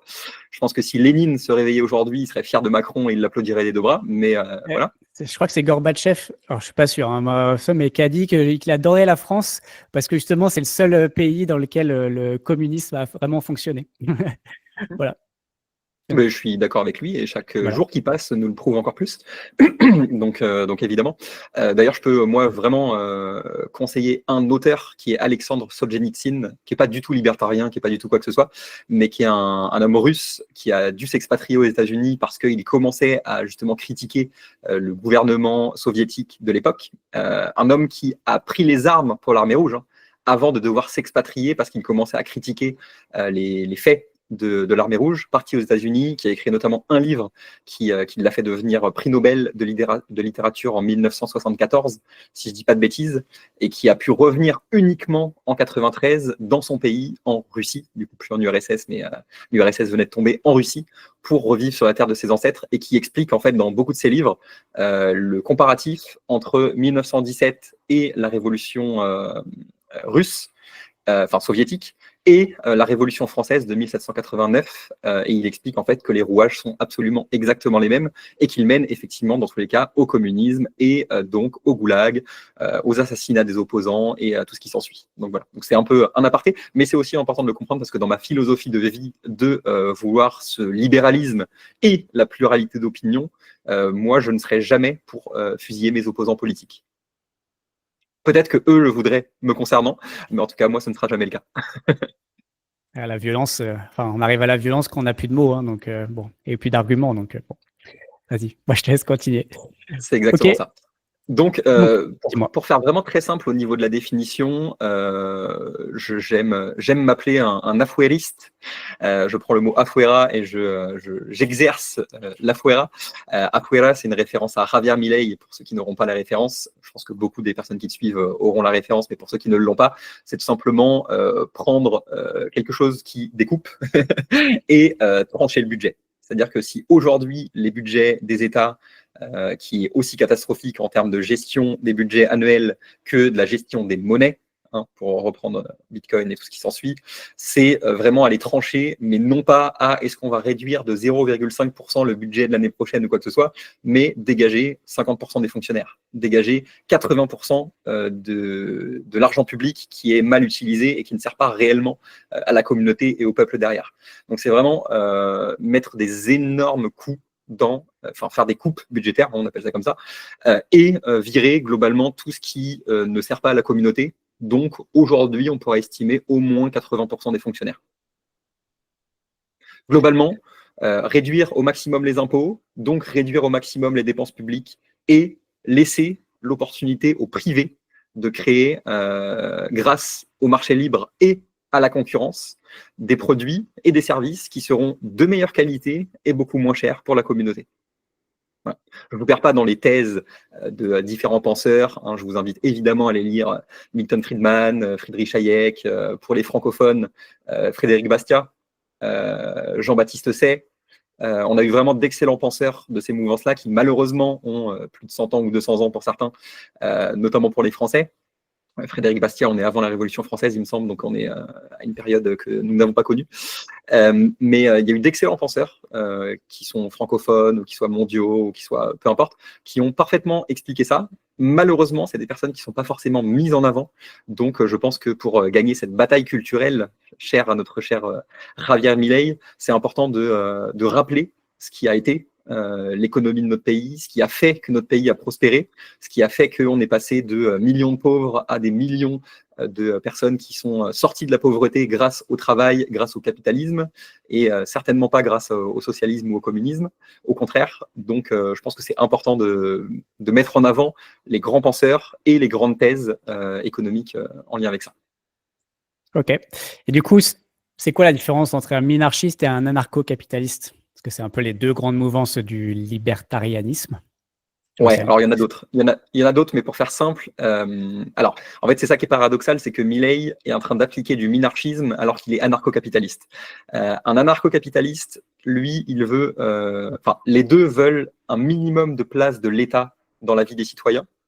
Donc, moins de régulation, moins d'impôts, moins de lettres avec l'entête de Marianne qui arrive tous les jours pour l'URSSAF ou pour payer je ne sais quelle amende ou je ne sais quel truc.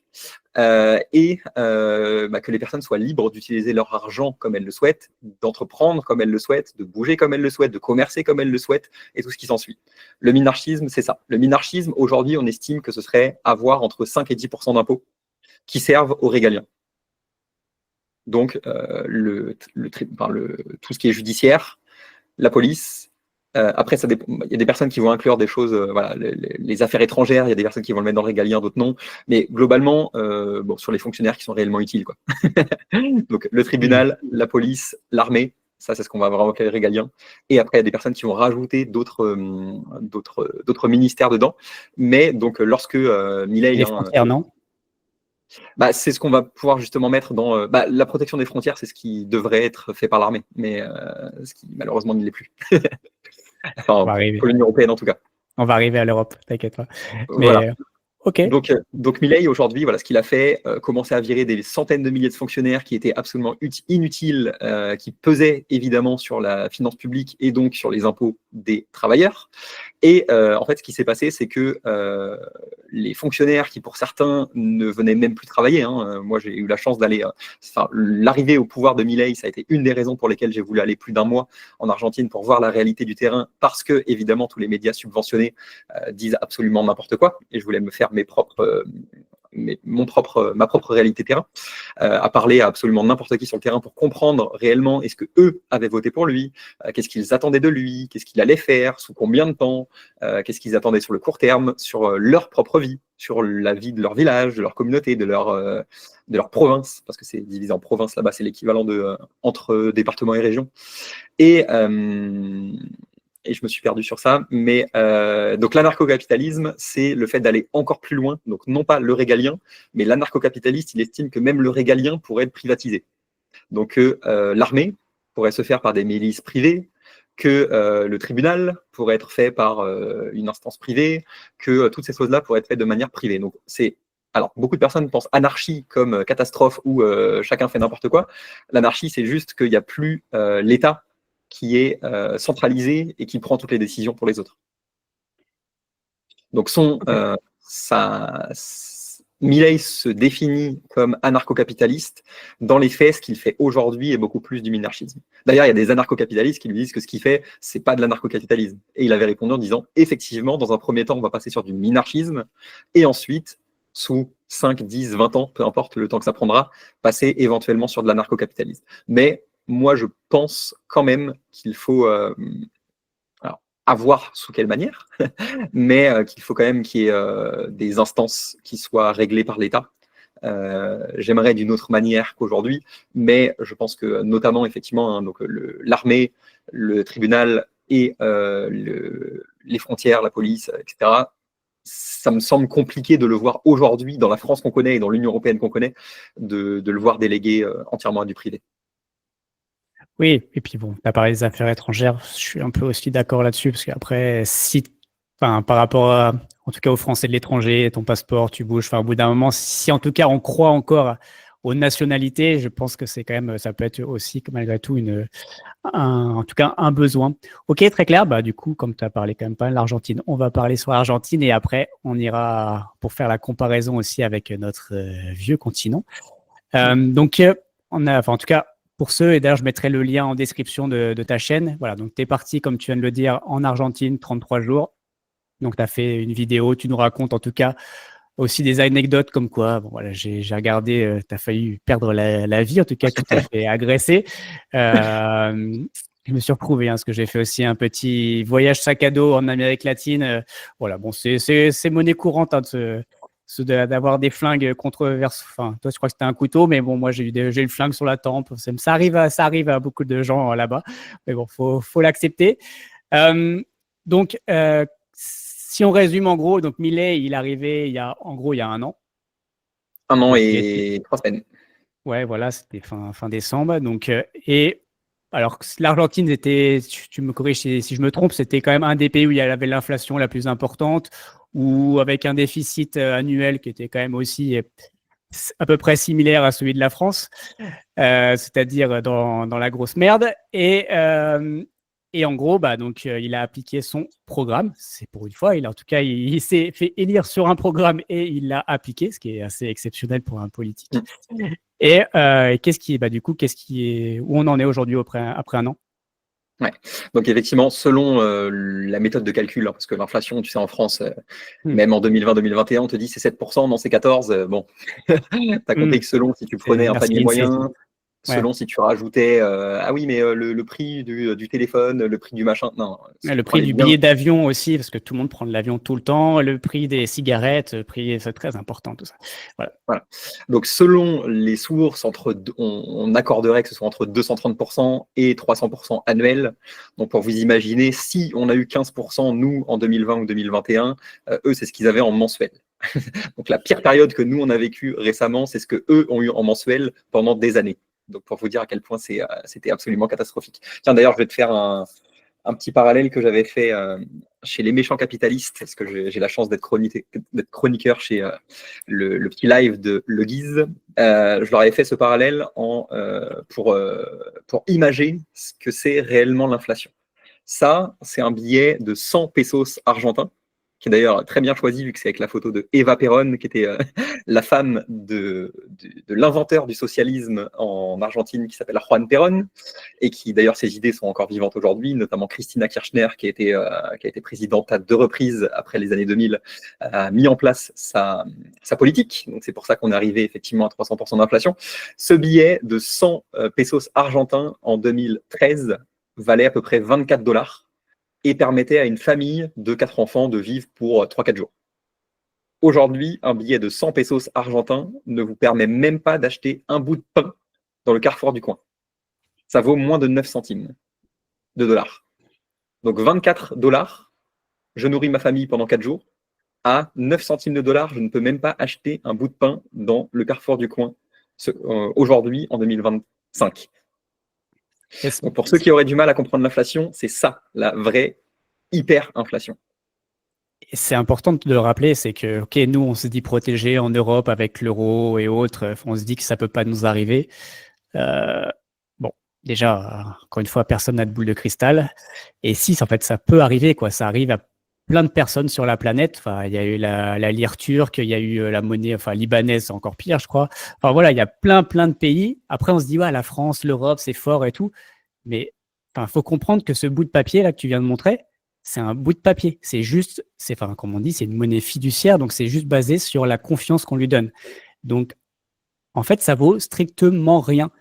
Donc, c'est pour ça qu'il faut acheter des actifs. Et comme tout à l'heure, je voulais rebondir, mais je ne l'ai pas fait, mais quand tu as dit, en gros, tu mettais de l'argent sur mon pèlerin et autres, mais en fait, tu te débarrassais un peu de tes euros, tu te débarrassais de tes bouts de papier qui valent que dalle, en fait, pour justement acheter des actifs.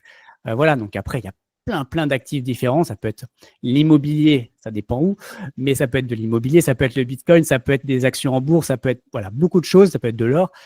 Mais il faut bien comprendre que la monnaie comme on la connaît, c'est juste du bout de papier, c'est juste de la confiance et NBC, encore une fois, manipulés par l'État, mais on va parler après des NBC.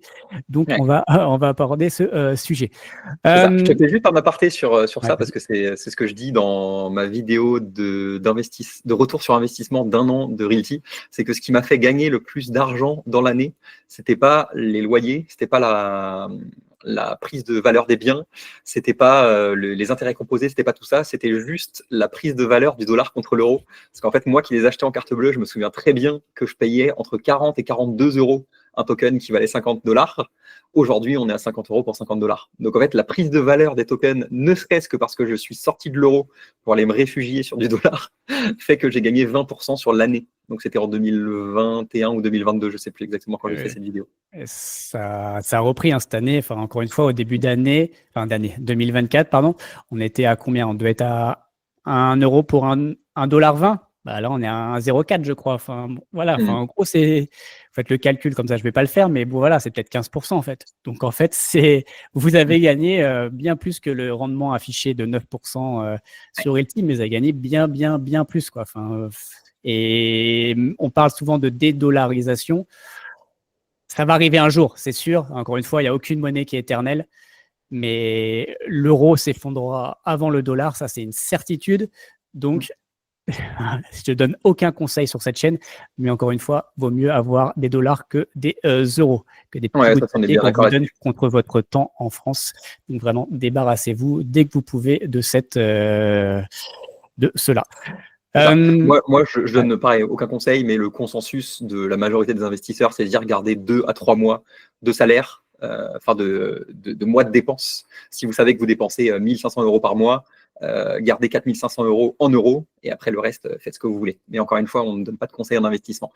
Et pour revenir justement sur l'Argentine, je pense que le plus gros choc en lien avec la crypto que j'ai entendu, c'est effectivement ce fameux après-midi où j'ai fini avec un couteau sous la gorge. Mais ça, c'est bien terminé, vous inquiétez pas.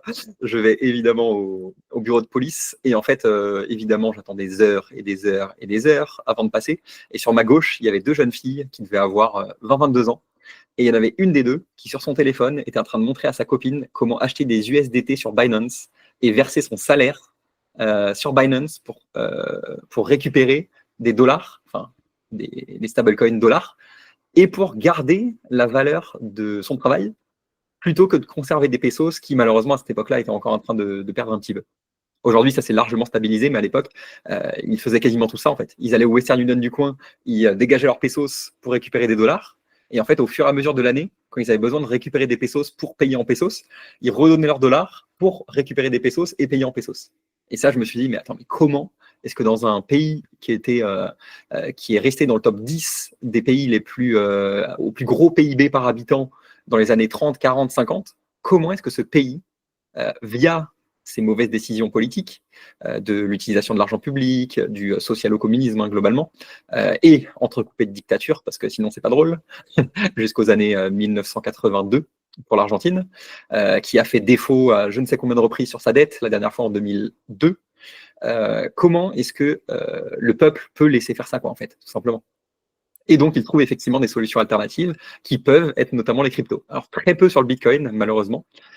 C'est pour ça que je crois très peu en l'hyper-bitcoinisation du monde, avec Bitcoin comme monnaie d'échange internationale, mondiale, etc.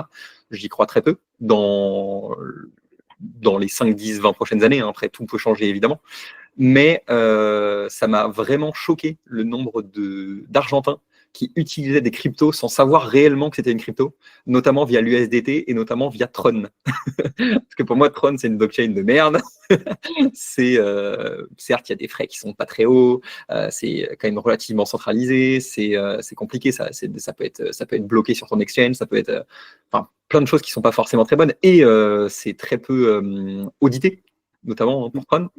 Je crois que la majorité des USDT sont sur Tron, hein. Je crois que c'est la plus grosse part. Hein. Ouais, du coup, je me posais toujours la question de savoir pourquoi est-ce que Tron était toujours aussi haut en termes de volume. En fait, il y a des pays comme ça, comme le Nigeria, comme d'autres pays, où en fait, ils utilisent au quotidien et ils stockent leur valeur via l'USDT sur Tron.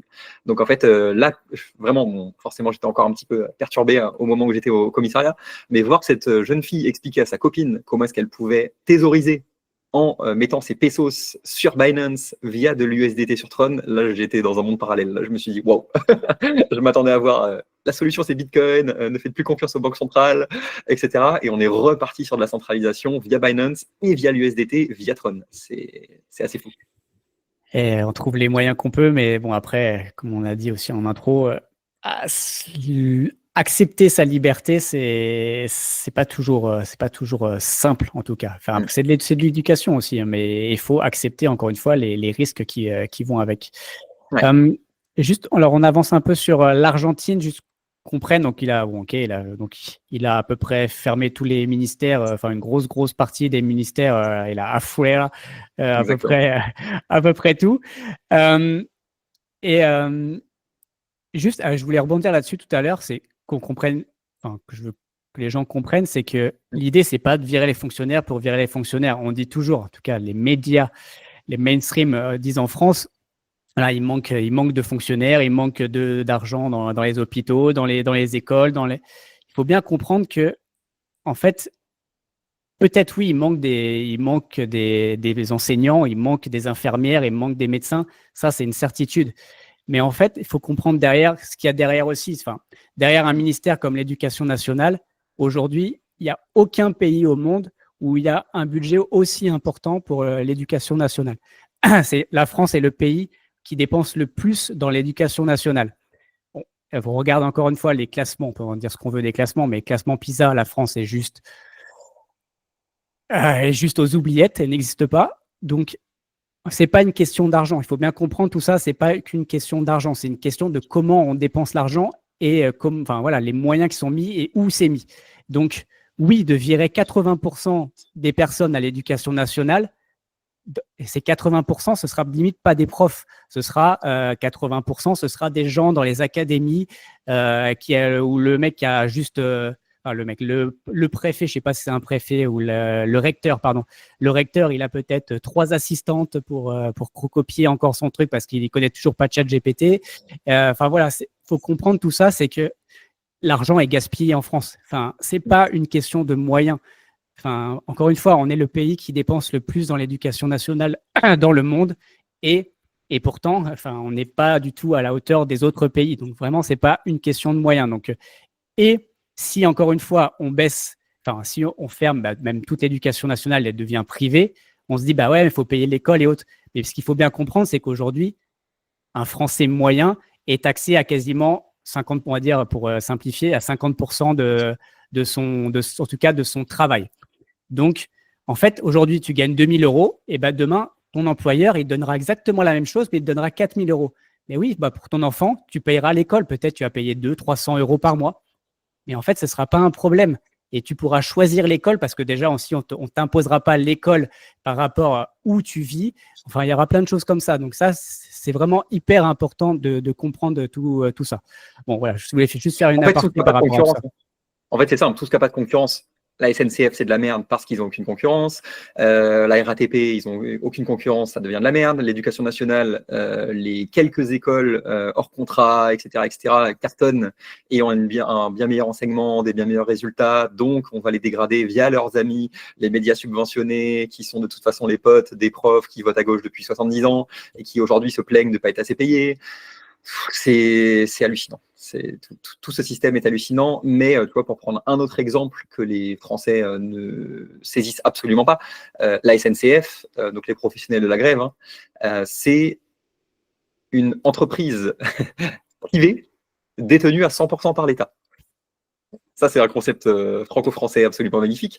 Et tous les ans, ils réussissent en monopole à perdre 20 milliards qu'on vous ponctionne pour financer le déficit de la SNCF. C'est-à-dire qu'ils n'ont pas de concurrents. Ils mettent les prix qu'ils décident, qui sont bien trop élevés comparés à tous les autres pays et à la qualité du service qu'ils donnent. Et ils réussissent à la fin de l'année d'être en déficit de 20 milliards. Je ne sais pas si on se rend compte du miracle que c'est de réussir à faire ça. S'ils voulaient le faire, tu me laisses avec plein de personnes faire tous les pires décisions possibles. Je suis sûr qu'on n'arrive même pas à 20 milliards.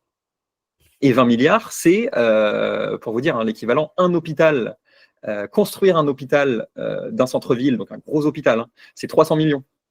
tous les ans, on donne 20 milliards à la SNCF parce qu'ils font des déficits. C'est ça, en fait, l'utilisation de l'argent public en France. Mais enfin, c'est aussi la logique de la grandeur des choses. C'est-à-dire que quand on parle de 1 milliard, les gens n'arrivent déjà pas à se représenter ce que c'est. Donc, 1200 milliards, comment est-ce que tu veux qu'ils comprennent ce que c'est? Et si tel politicien ou tel parti politique ou tel machin dit tiens, on va donner 4 milliards à Zelensky, tiens, on va donner des subventions à tel pays africain, tel pays asiatique ou quoi que ce soit, on donne 4 milliards, on donne 5 milliards, on donne 20 milliards, les gens ne savent même plus ce que c'est. Ils ne savent plus du tout la valeur de ce que c'est. J'avais vu je sais plus, sur Twitter ou sur autre, qui est passé, enfin une news, qui en gros, on donne toujours, je crois, 300 millions d'euros d'aide pour le développement de la Chine. Ouais. Je crois que c'est 100 millions, mais oui, tous les ans, Ouais. on leur donne 100 millions pour le Pour développement qu'ils se développent. économique. Ouais. Pour le développement économique d'un pays qui se porte en bien meilleure santé que nous. Et le plus fou là-dedans, c'est que c'est de l'argent qu'on a emprunté et qu'on va devoir rembourser. C'est comme si aujourd'hui, je gagne 2000 euros par mois. Je décide, bon, par mon rythme de vie, je dépense les 2000 et je fais un crédit à la consommation pour avoir 500 euros que je donne à ma voisine qui bosse pas. Ou non, pour le cas de la Chine, à ma voisine qui est millionnaire. Qui est millionnaire, ouais. Ouais, à ma voisine qui est millionnaire, qui a une entreprise qui fonctionne du feu de Dieu, qui gagne 15 000 balles par mois. Et moi, je vais m'endetter pour lui donner de l'argent dont elle n'a pas besoin pour qu'elle gagne encore plus d'argent que moi. Ouais, et ça, en fait, c'est le cas sur absolument tout lorsque l'État met ses sales pattes et dérègle le marché. Lorsque l'État dérègle le marché, il va ensuite mettre un pansement sur une jambe de bois, il va ensuite te couper la deuxième jambe, il va ensuite te faire subventionner ton siège roulant, il va ensuite... Voilà. En fait, il faut revenir à la racine du problème. La racine du problème, c'est que l'État a absolument tous les droits aujourd'hui. Et l'autre problème, c'est que les Français se laissent faire sur absolument tout. L'État s'occupe de ma sécurité. Est-ce qu'on est encore en sécurité en France? Je ne suis pas sûr. L'État s'occupe de ma santé. Bon, je pense qu'il n'y a jamais eu une époque dans l'histoire de France où les Français étaient aussi mal, étaient en aussi mauvaise santé, aussi bien physiquement que mentalement. Voilà, aussi bien soignés. Je crois qu'il n'y a jamais eu autant de personnes qui sont mortes du cancer depuis que des traitements existent. Voilà. Moi, il y a 2 semaines, il y a une femme qui est morte dans la salle d'attente des urgences. Elle est restée 72 heures sans qu'un médecin s'occupe d'elle. Si c'est pour ça que vous avez envie de cotiser et de payer des centaines, voire des milliers d'euros tous les mois, moi, je préfère quelque chose où, effectivement, je vais cotiser dans une mutuelle privée tous les mois, une mutuelle que j'aurais choisie avec les spécificités que j'aurais choisies. Est-ce que c'est les yeux, est-ce que c'est les dents, est-ce que c'est le dos, est-ce que c'est telle maladie ou quoi que ce soit. Et en fait, je vais cotiser pour ce dont j'ai besoin. Et si tout le monde fait ça, en fait, le monde se porterait bien mieux. Et on pourrait augmenter les infirmières. Voilà. Et on pourrait augmenter les infirmières probablement de 50%, voire x2, sans aucun souci. Et on dégagerait toutes les personnes inutiles dans l'administration parce que ce serait privé. Donc, il y a des personnes qui ont intérêt à ce que ce soit rentable et à ce que ça fonctionne bien. Comme une entreprise normale, comme Twitter, lorsqu'Elon Musk est arrivé et qu'il a dégagé 70% des gens et que ça fonctionnait toujours aussi bien. Effectivement, quand on enlève les Instagrammeuses qui faisaient des réels de leur pause café de 10h, de 11h, de midi, de 14h et qui finissent à 14h30 et que tu les remplaces par des ingénieurs pakistanais ou sud-coréens, c'est plus efficace et au final, ça coûte moins cher et ça fonctionne mieux. Faites ça dans tout ce qui est géré par l'État et forcément, on pourrait redevenir prospère. Mais malheureusement, ça ne viendra probablement pas de la politique, parce qu'ils sont tous socialo-communistes en France, de Mélenchon à Marine, et que ça reviendra probablement du peuple un de ces jours, lorsque les Français se rendront compte qu'ils ne vivent plus assez bien. Et ce qui a fait qu'en Argentine, pour revenir sur la boucle argentine, ils ont osé voter Milei, c'est que 300% d'inflation et 42,9% de la population sous le seuil de pauvreté, ils sont obligés de dire stop. Et les médias subventionnés ne peuvent plus dire c'est le diable en personne, ça ne va pas fonctionner, patati patata. Ils se sont dit on va lui laisser sa chance et voir si ça fonctionne. Et bon, après, chacun de se faire sa propre opinion, mais bon, je pense que finalement, ils ont peut-être eu raison. Est-ce que tu penses ce qui est arrivé en Argentine, est-ce que c'est applicable en France? Alors justement, par rapport à ce que je viens de dire, si l'État continue de mettre ses sales pattes, d'imprimer de l'argent, des milliers de milliards d'euros lorsqu'il y a une crise plus ou moins réelles, plus ou moins déclenchées, plus ou moins existantes, etc., ça arrivera forcément un jour. Si on n'est pas entre-temps sous la tutelle du FMI, si on n'est pas entre-temps dans les États-Unis d'Europe, si on n'est pas entre-temps dans je ne sais quoi, moi, aujourd'hui, je suis optimiste sur moi, je suis pessimiste sur la société française. Moi, je sais que j'ai préparé ce qu'il faut, que j'ai de l'argent de côté, que je fais ce qu'il faut au quotidien pour être en bonne santé, pour être capable de partir si jamais ça pète, etc., etc.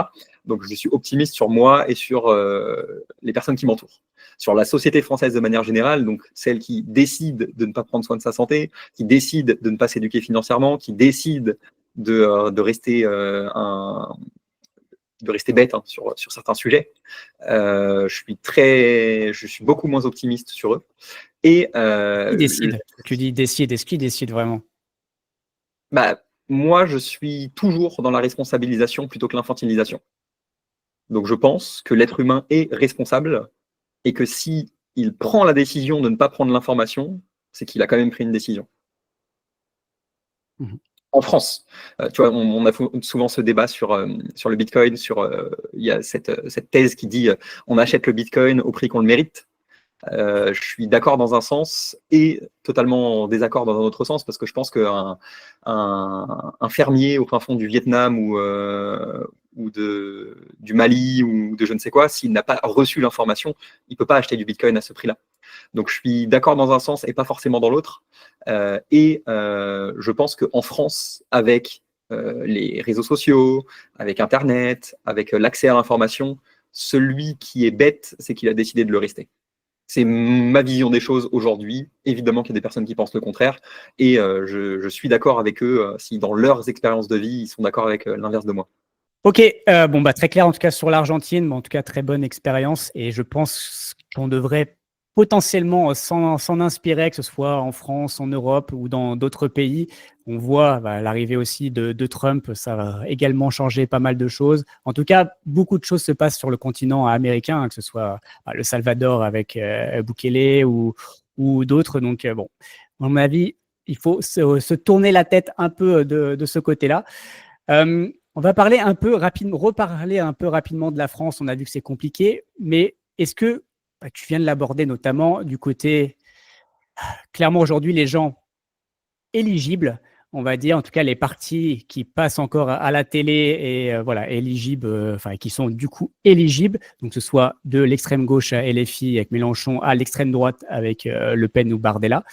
Clairement, finalement, c'est un peu le même programme avec quelques ajustements. Est-ce que tu ne penses pas que le vrai problème aujourd'hui de la France, c'est déjà d'être dans l'Union européenne? Bien sûr que si.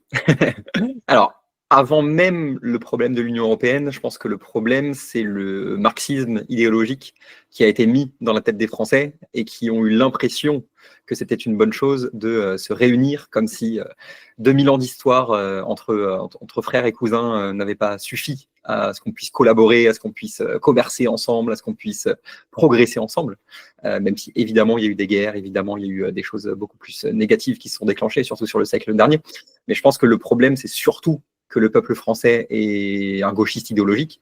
Mais effectivement, la grosse erreur qui a été de rejoindre l'Union européenne, hein, d'ailleurs je ressors sur ma chaîne YouTube en short pour ceux que ça intéresse, des discours notamment de soit Jean-Marie Le Pen, soit Philippe de Villiers, ce genre de personnes qui s'y opposaient dans les années 80, 90, 2000 et qui ont tout simplement décrit ce qui est en train de se produire aujourd'hui, donc des décisions qui sont européocentrées et qui sont plus sur la France, qui n'est plus souveraine, vu qu'elle n'a plus sa monnaie, qu'elle n'a plus ses frontières, qu'elle est en train de perdre toutes ses libertés individuelles. Donc évidemment que je pense que c'est bon, et à la fois, je pense que la France est un vilain petit canard communiste de l'Union européenne, et que si on quittait l'Union européenne aujourd'hui, est-ce qu'on ne se retrouverait pas encore plus dans un enfer communiste? Et ça, c'est une question que je me pose. Il faudrait que je creuse encore plus le sujet, de voir de quelle manière on pourrait récupérer ça. De manière générale, moi, je crois peu en la démocratie lorsqu'il s'agit des peuples. Je pense qu'un De Gaulle a été à certains moments dictateur ou totalitaire, mais qu'il voulait le bien de la France et des Français. donc je le félicite dans ce sens.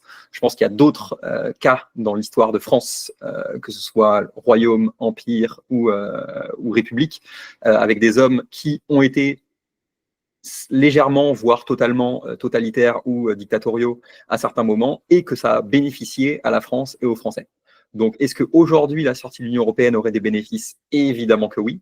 Est-ce que récupérer une monnaie nationale aurait des bénéfices? Totalement oui. Est-ce que récupérer nos frontières aurait un bénéfice? Évidemment que oui. Mais sous quelles conditions et de quelle manière ce serait effectué? Le problème, c'est qu'aujourd'hui, le panel est tellement socialo-communiste que le sauveur de la nation qu'on nous apporterait serait globalement un Macron bis, un Attal, un Édouard Philippe, un Bayrou, bref, vous connaissez la clique qui est déjà en place depuis 10, 20, 30 ans, 40 ans pour certains. Et je pense qu'on nous créerait un narratif de sortie de l'Union européenne avec un tel qui serait notre sauveur et qui évidemment ne serait pas un réel sauveur. Ok, très clair. Mais je partage quand même la grosse partie de tout ce que tu viens de dire. Et juste un des plus gros dangers, on en a parlé en introduction, et encore une fois, on parle d'argent, on parle monnaie sur cette chaîne. On parle de plus en plus, et tu as fait une vidéo là-dessus, sur les MNBC, donc les monnaies numériques de banque centrale, ou les CBDC pour les anglophones. Alors, Trump a déclaré que jamais sous son mandat, ça arriverait. Donc déjà, c'est une très bonne chose pour le dollar. Mais par contre, notre chère Christine, elle y tient beaucoup. Donc, est-ce que tu peux nous rappeler finalement qu'est-ce qu'est une MNBC et finalement, est-ce que c'est une crypto ou pas une crypto? Parce que c'est lié aussi avec la blockchain, soi-disant. Donc, est-ce que tu peux nous dire, est-ce que c'est une crypto et surtout en quoi c'est un danger pour les peuples européens? Ouais. Effectivement, j'ai fait une vidéo sortie il y a 2 semaines, une semaine, 2 semaines, quelque chose comme ça sur la chaîne pour ceux qui veulent vraiment la version alors condensée, parce qu'elle doit durer que 12 minutes, mais avec beaucoup d'informations dedans. Là, je vais aller vraiment à l'essentiel. MNBC, globalement, j'imagine beaucoup de tes auditeurs sont en Union européenne et en France, ça va être tout simplement l'euro empire. L'euro programmable. C'est-à-dire que je fais dans ma vidéo, d'ailleurs, je fais le parallèle avec les tickets resto. Les tickets resto qui étaient initialement une avancée technologique, le fait de pouvoir prendre en charge une partie de la restauration du salarié par l'employeur, avec des déductions fiscales, etc., etc. Et en fait, on s'est retrouvé, pour faire le parallèle très simple, entre des tickets resto qu'on avait en carnet, qu'on déchirait les uns après les autres et qu'on pouvait utiliser de manière illimitée le midi, le soir, le lundi, le samedi, le dimanche, les jours fériés, lorsqu'on souhaite, dans les restos. Si j'en avais pour 40 €, je déchirais ce qu'il fallait en ticket resto. Pour 40 €, je les payais, tout le monde était content. À aujourd'hui, une carte, parce que c'est l'avantage d'être dématérialisé, qui est limitée en dépenses journalières et qui est fléchée vers ce que l'État aura décidé que je puisse utiliser, que je puisse acheter avec cet argent. Depuis le 1er janvier, vous n'avez plus le droit d'acheter des produits frais. Vous n'avez pas le droit d'acheter votre carotte pleine. Vous avez le droit d'acheter votre pot avec les carottes déjà râpées, avec la sauce dedans. Ça, vous avez le droit. Mais par contre, la carotte fraîche, ça, vous n'avez pas le droit. Ça, c'est depuis le 1er janvier. Ouais. Bah, c'est ce que j'annonce d'ailleurs c'est une chronique que j'ai faite chez Les Méchants Capitalistes, que j'ai retournée pour l'avoir de manière vraiment condensée sur ma chaîne YouTube. Mais c'est vraiment le parallèle que je fais. C'est ce que j'appelle vraiment l'argent programmable, c'est littéralement ça. C'est tu as le droit d'utiliser cet argent chez tel et tel commerçant, ceux qui sont agréés, qui ont du coup rempli les conditions d'utilisation qui ont été déterminées par le cadre réglementaire, donc par l'État, et où l'État te dit cet argent, tu peux l'utiliser chez lui ou lui pour acheter ça, ça ou ça. Donc, exit le petit producteur local. Moi, je vais chercher mes œufs, mon lait, je vais chercher la majorité de mes légumes chez des producteurs locaux. Je le paye en cash aujourd'hui. Ils n'ont même pas de TPE. Demain, si, bon, moi, je ne l'utiliserai jamais, mais si je devais être forcé d'utiliser cet e-euro, donc l'euro de banque centrale, enfin l'euro qui est une monnaie numérique de banque centrale, je ne pourrais plus du tout faire ça. Je ne parle même pas que des tickets resto, je parle même de l'euro de manière générale, on pourrait me dire. Et c'est pour ça que dans ma vidéo, je fais le parallèle évident avec le crédit social qui est déjà largement impliqué en Chine. C'est qu'on peut très bien te dire, tu fais tes courses le lundi, le mercredi, le vendredi par exemple. Si le lundi, tu as dépassé ton quota de viande autorisée hebdomadaire, Le mercredi, lorsque tu introduis ta carte dans le TPE, on te dit non, vous avez dépassé les grammes autorisés de viande cette semaine, redirigez-vous vers le steak de soja ou le steak de criquet. Donc c'est grâce au code barre et grâce au traçage au centime près de l'utilisation de votre argent, on peut arriver à des finalités comme ça. Je ne dis pas que c'est le cas, je ne dis pas que c'est leur volonté, même si j'émets des hypothèses, mais c'est quelque chose qui serait possible. Aujourd'hui, votre euro, qui est déjà dématérialisé, hein, donc quand on dit monnaie digitale, les gens se disent oui, l'euro est déjà digital aujourd'hui. Oui, mais il sera encore pire. Et je vais prendre un exemple qui va probablement parler à un public qui veut faire des coupes dans la gestion budgétaire. Si on prend l'exemple, par exemple, de la prime de rentrée scolaire. Imaginons qu'on donne 300 € par enfant pour acheter un cartable, des cahiers, des crayons, ce genre de choses. Il y a beaucoup de personnes qui disent oui, mais en août, il y a une hausse du nombre d'achats d'écrans plats, des vacances. Enfin, cet argent peut servir à absolument tout et rien, vu que c'est un virement bancaire qui est sur le RIB qui a été donné par le parent tuteur légal. Et on se dit, oui, ce serait très bien qu'il soit obligé d'utiliser cet argent pour acheter des papiers, des crayons, des cartables, etc. Là, on pourrait dire, la petite papeterie du coin, ça dégage. Tel crayon dans tel magasin, lui, n'est pas pris en charge par cette prime. Et là, on ne parle plus de tickets physiques, on ne parle plus de carte bleue en question, on parle des e-euros qui seront exactement les mêmes que ceux que vous avez reçus pour votre salaire ce mois-ci. Donc ces 300 €, imaginons, ne pourront pas être utilisés chez la petite papeterie du coin, ne pourront pas être utilisés sur ce crayon qui n'est pas dans le catalogue autorisé de la prime de rentrée scolaire, etc. C'est pas du plastique recyclé, alors si tu comprends. Voilà. Si ce crayon ici n'est pas en plastique recyclé, il ne sera pas éligible à la prime de rentrée scolaire pour acheter des fournitures scolaires. Pourtant, c'est une fourniture scolaire. Donc, on va encore une fois, avec les mains sales de l'État, dérégler le marché et forcer les gens à ce fameux capitalisme de connivence de favoriser l'entreprise du beau-frère, du cousin, du voisin, de celui qui m'a aidé à devenir ministre ou président ou je ne sais quelle administration, et je vais lui rendre l'appareil en créant un cadre réglementaire où on va favoriser son entreprise parce qu'il m'a tendu la main, je la lui rends quelques années plus tard. Et ça, en fait, c'est l'opposé total du marché libre. Le marché libre, ce serait, comme tu l'as dit tout à l'heure, tu n'es plus payé 2 000 € net, mais tu es payé 4 000 € brut qui devient ton net, et tu fais ce que tu veux de ton argent. Tu prends ta mutuelle santé que tu as choisie, qui est adaptée à toi. Tu investis l'argent pour ta propre retraite de la manière que tu auras décidé, parce que je suis aussi évidemment un fervent défenseur de la retraite par capitalisation, qui est simplement du bon sens et de sortir de ce Ponzi qui éclatera un jour. Madoff s'inspirait du système français des retraites françaises. Bien sûr. Et il a raison, parce que c'est le système le mieux ficelé pour récupérer des milliards, où on ne sait pas exactement où ça va, où une génération, via la pyramide des âges, se fera défoncer et n'aura plus que ses yeux pour pleurer, et ce qu'elle aura investi de sa poche les dizaines d'années auparavant. Donc on est bien d'accord là-dessus. Ok, bon bah très clair, on a fait un topo assez large. Bon, comme vous avez vu, on a abordé des sujets qu'on n'aborde pas toujours sur la chaîne. Et comme je l'avais dit, et du coup, en introduction de cette année, voilà, j'ai vraiment envie aussi d'aborder ces sujets cette année sur la chaîne. Parce qu'encore une fois, comme on l'a dit en intro, l'investissement, ok, c'est bien, mais en fait, derrière aussi, il y a toute une philosophie. Et si vous avez pas aussi cette philosophie, ok, le côté un peu liberté et autres, en fait, c'est bien d'investir, mais en fait, demain, bah, vous pouvez vous faire spoiler, bien sûr, encore une fois, ça fait partie des risques, mais enfin, je veux que vous compreniez aussi un peu cette philosophie. Et puis, bah, finalement, c'est aussi ma chaîne et j'ai envie aussi de partager mes idées, ce qui est aussi logique. Ok, bah, c'est très clair. Bon, il y a encore plein de sujets que j'aimerais aborder avec toi et donc j'espère que tu reviendras sur la chaîne et qu'on aborde tous ces sujets parce qu'il se passe tellement de choses aussi dans ce monde et tu as l'air bien expert sur tout ça. Et en tout cas, ça fait un plaisir de parler avec toi de tout ça et vraiment, j'espère que tu reviendras bientôt.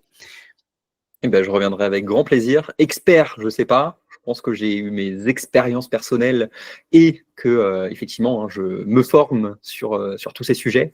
Par moi-même, j'aime bien commencer en tant qu'autodidacte, puis me rapprocher des experts, eux, pour le coup, de chacun de ces domaines et d'ouvrir les yeux. Hein, parce que je pense que l'énorme majorité des choses que j'ai dites aujourd'hui, si ça vous choque, c'est simplement que vous n'ouvrez pas assez les yeux sur le monde qui nous entoure, malheureusement. Mais l'un dans l'autre, j'étais dans votre situation il y a 7 ans, donc je vous comprends et je ne vous en veux pas. Et en tout cas, merci pour ce mot de la fin. Et surtout, un point important, bien sûr, si vous avez apprécié la vidéo, likez la vidéo, partagez-la à des gens que ça peut intéresser. Si vous n'êtes pas encore abonné, abonnez-vous, bien sûr, et commentez la vidéo. Encore une fois, je réponds absolument tous les commentaires. Vous retrouverez en description, du coup, le lien aussi de la chaîne de Sylvain. Donc, allez-y et voilà, encore une fois, donnez votre avis, c'est important. Et je pense qu'on est suffisamment disponible pour répondre, en tout cas, aux gens, aux curiosités. Encore une fois, c'est normal de se poser des questions. Donc, vraiment, n'hésitez pas. Et si vous avez des idées de personnes aussi que je peux interviewer, voilà, n'hésitez pas à le mettre en commentaire. Allez, on se voit dans une prochaine vidéo. Allez, ciao.